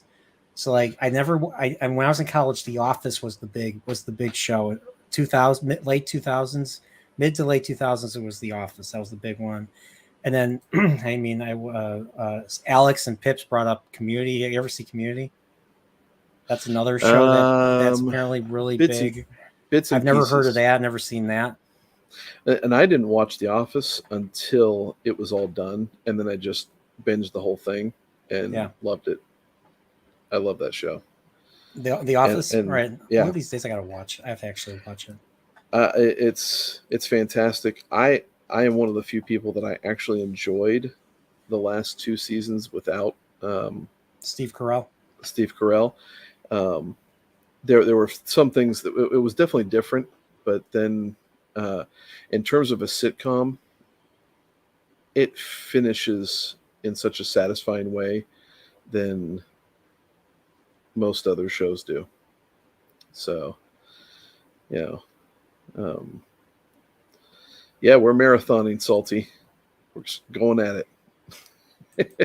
Yeah, don't forget to hit the like button if you haven't already. That's right. Like this shit, yo. Comment afterwards too. Boost this shit. So going back to Mel Brooks with when he did Dracula Dead and Loving It, I mean, when you sit there and you have Leslie Nielsen on tap, you're just kind of like, oh, this has got to be good. And it just turned out that Leslie Nielsen's type of humor and Mel Brooks's writing don't mesh. And it just didn't work. The jokes weren't very good. And so was Leslie Nielsen doing his usual deadpan thing that he usually does? Leslie Nielsen was just typical Leslie Nielsen. And one of the things that with Mel Brooks that people don't really get a lot of times is his comedy is a lot more intellectual than people give him credit for. It's insanely thoughtful stuff and sometimes he puts in some deep cuts that you don't catch until years later. For instance, I was sitting there watching Men in Tights with my family 2 months ago, something like that. And the scene where it's during the archery contest, and you have they're about to start the contest, and the one guy that they have playing the Clint Eastwood character that's going to shoot Robin of Locksley is up in the tower, and he's getting his crossbow ready to shoot. And as it pans back through the window and shows the inside of the room that he's in this tower, there's a sign up above the window that says, "Ye Old Scroll Repository." And holy shit, that's a deep ass cut. And my kids are like, "What are you laughing at, Dad?" And I'm like, so back in the 60s, there was a president in Dallas driving around who was shot from the book repository. And they pulled that joke in there. And it was, I'd seen that movie how many countless times. And then I see that, and I'm 44 years old, and I'm like, holy cow, I've never seen that before. And Mel Brooks just throws that stuff in there all over the place. That for the instance of somebody watching it for the 40th time in their life will look and they'll finally make a connection there. And it's people argue about, like in Young Frankenstein, when Frau Blucher, every time her name is mentioned, the horse is whinny in the background. Why? Well, is it really because her name is in German means glue? And there's a debate about that. And that's been going on for 40, 50 years. It's been a while since I've watched that. I'll have to refresh that. Yeah, you have to fix that. Yeah, it's great. Terry Garr, oh man, mwah. Gorgeous. So, all right. Well, we've been on for about 3.5. We've been on for about 3.5 hours now. So, I look, think you got another one. Thank you, you, Salty. Welcome back to the fold, Aldan. So, Aldan, what should we do for Aldan? Do you hear a transmission? I think I hear a transmission. I do. This one's coming in clear. Here we go.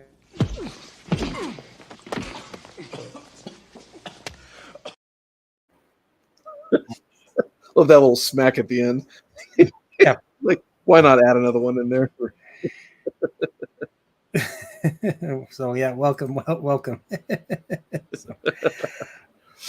yeah, I'll definitely have to watch those. I've never seen Dracula Dead and Loving. I remember the commercials for it. I was a kid. It was on all the time. So I've seen it one time. That's it. And it sounds like I've heard nothing good about it. I've heard nothing good about it. It's so pretty bad. It's pretty bad. If you're gonna watch stuff, it's Young Frankenstein, Blazing Saddles, History of the World Part 1, Spaceballs, Men in Tights, and there are a few others that I'm. Producers is good. There are a couple more. I can't think of the names off the top of my head, but yeah, Top Secret. Top Secret's not his, but it's a great movie with probably one of the greatest movie scenes ever filmed in how they executed it with the backwards scene in the Swedish bookshop. You ever see High Anxiety? Matt brings up High Anxiety. That's the one where they're making fun of all the Hitchcock movies. No, I have not seen that one yet. Okay. Well, I have not actually. There may or may not be a shower scene in that movie. There may or may not be a bunch of birds in that movie. Sounds very Hitchcockian. A lot of shots from rear windows. Yeah. Direction north by northwest type stuff. And maybe there might be a rope involved, and there might be some vertigo. There might be some vertigo involved too. So. Well. Yeah. That sounds like it's right in his wheelhouse, actually. So I'm going to need to check that out. And actually, Hitchcock was actually live. It's Harvey Korman. Oh, Matt, you just sold it for me. If Harvey Korman's in the movie, yeah. I gotta go. I gotta see that. I forget who Harvey Korman plays in that. Korman. So in Blazing Saddles, he was the main bad guy, Hedy Lamarr. Is he the okay? He was the okay. I know who he is now. He's in the Carol Burnett show. Yes. Okay. Fantastic. He and Tim Conway were great together. But he also played Count de Monet in History of the World Part 1, and everybody called him Count the Money, and he'd be like de Monet, and then he got his name. Money. And then some chick walks in the room, and he's like, "I am Count the Money." And you go, de Monet. Yeah. Older comedy still works. In my opinion. It's so great. It's so great. So Nathan, anything you wanna plug? I think we're 3.5 hours. I think it's time we retire. I know. I gotta get up in the morning. Well, it is the morning. And considering that it's now Friday, tomorrow, right? Yeah. Saturday, 1 p.m. You and I both are going to be on the White Cloaks. We're going to be doing our conclusion of the Lord of the Rings read.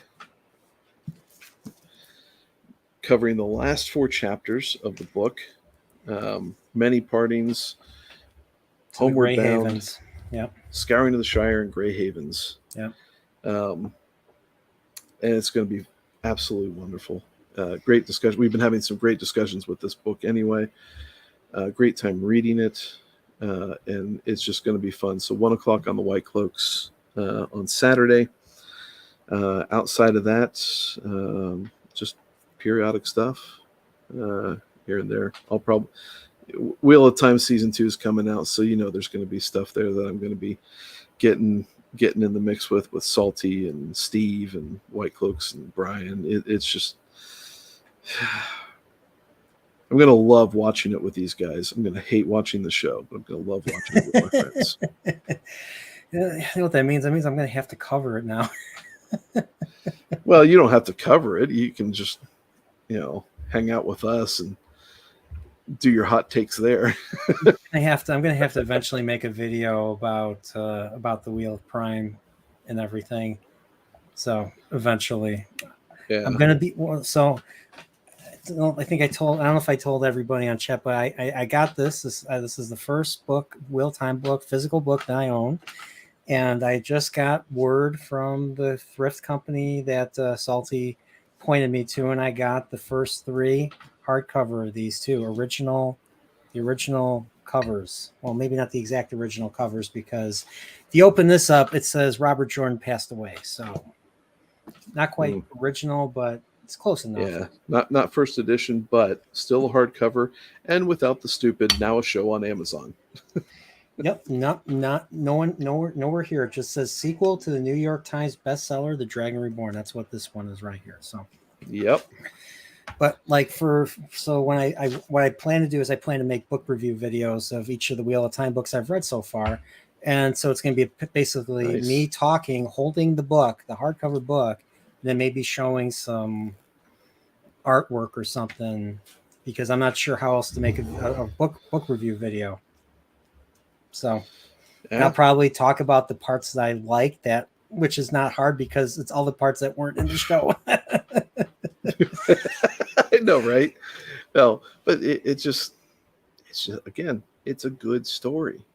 It's someone who took the time to flush everything out, build likable characters, and maybe not necessarily just likable characters, but realistic characters that mesh together into a believable world system that's told a good story about good versus evil, a definitive good, a definitive evil. You have great characters in there that kind of go back and forth. Even the good characters kind of do some bad stuff. The bad characters maybe do some good stuff, but it's still good versus evil. Mm-hmm. Yeah.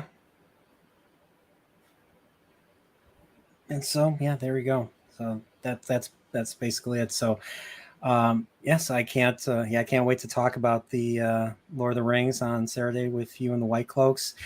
I already made my intro. I made my intro already for it. I submitted it to Pips, and hopefully I told Pips not even to watch it. I want to get everybody's reaction when they see it. I mean, I manipulated it to the point where I'm not expecting a dry eye to be anywhere. If somebody has a dry eye, then they're Then you'll sound like my daughters when I don't sit there and shed a tear over something like, "Are you doing? Have any feelings?" Okay, I found the word. So I was trying to remember a word to describe the Shawshank Redemption. I found that word, uplifting. That's the word I was looking for in my head, uplifting. Yes, absolutely. And that's how I felt at the end of Lord of the Rings. It was bittersweet, but it was uplifting at the same time. And I can't wait to talk about it. And I really I want to bring what we said here tonight to that discussion Saturday, especially because I had a lot when I was thinking of when I saw that movie. I was like, is it is it just simply PTSD? Is it really the magic of him being the magic of the attack, and that's why he feels it, or is it psychological? Is it psychosomatic? Or was the pain just really real and the magic just stayed there with him, like the book says? Like, I guess there's Yeah. many ways to interpret that. Like, being stabbed at Weathertop, or being, stabbed by the spider Shelob. You're kind of wondering, is it just the traumatic? Because those were both traumatic moments for the character. Like, I mean, being stabbed is, it's no fucking joke.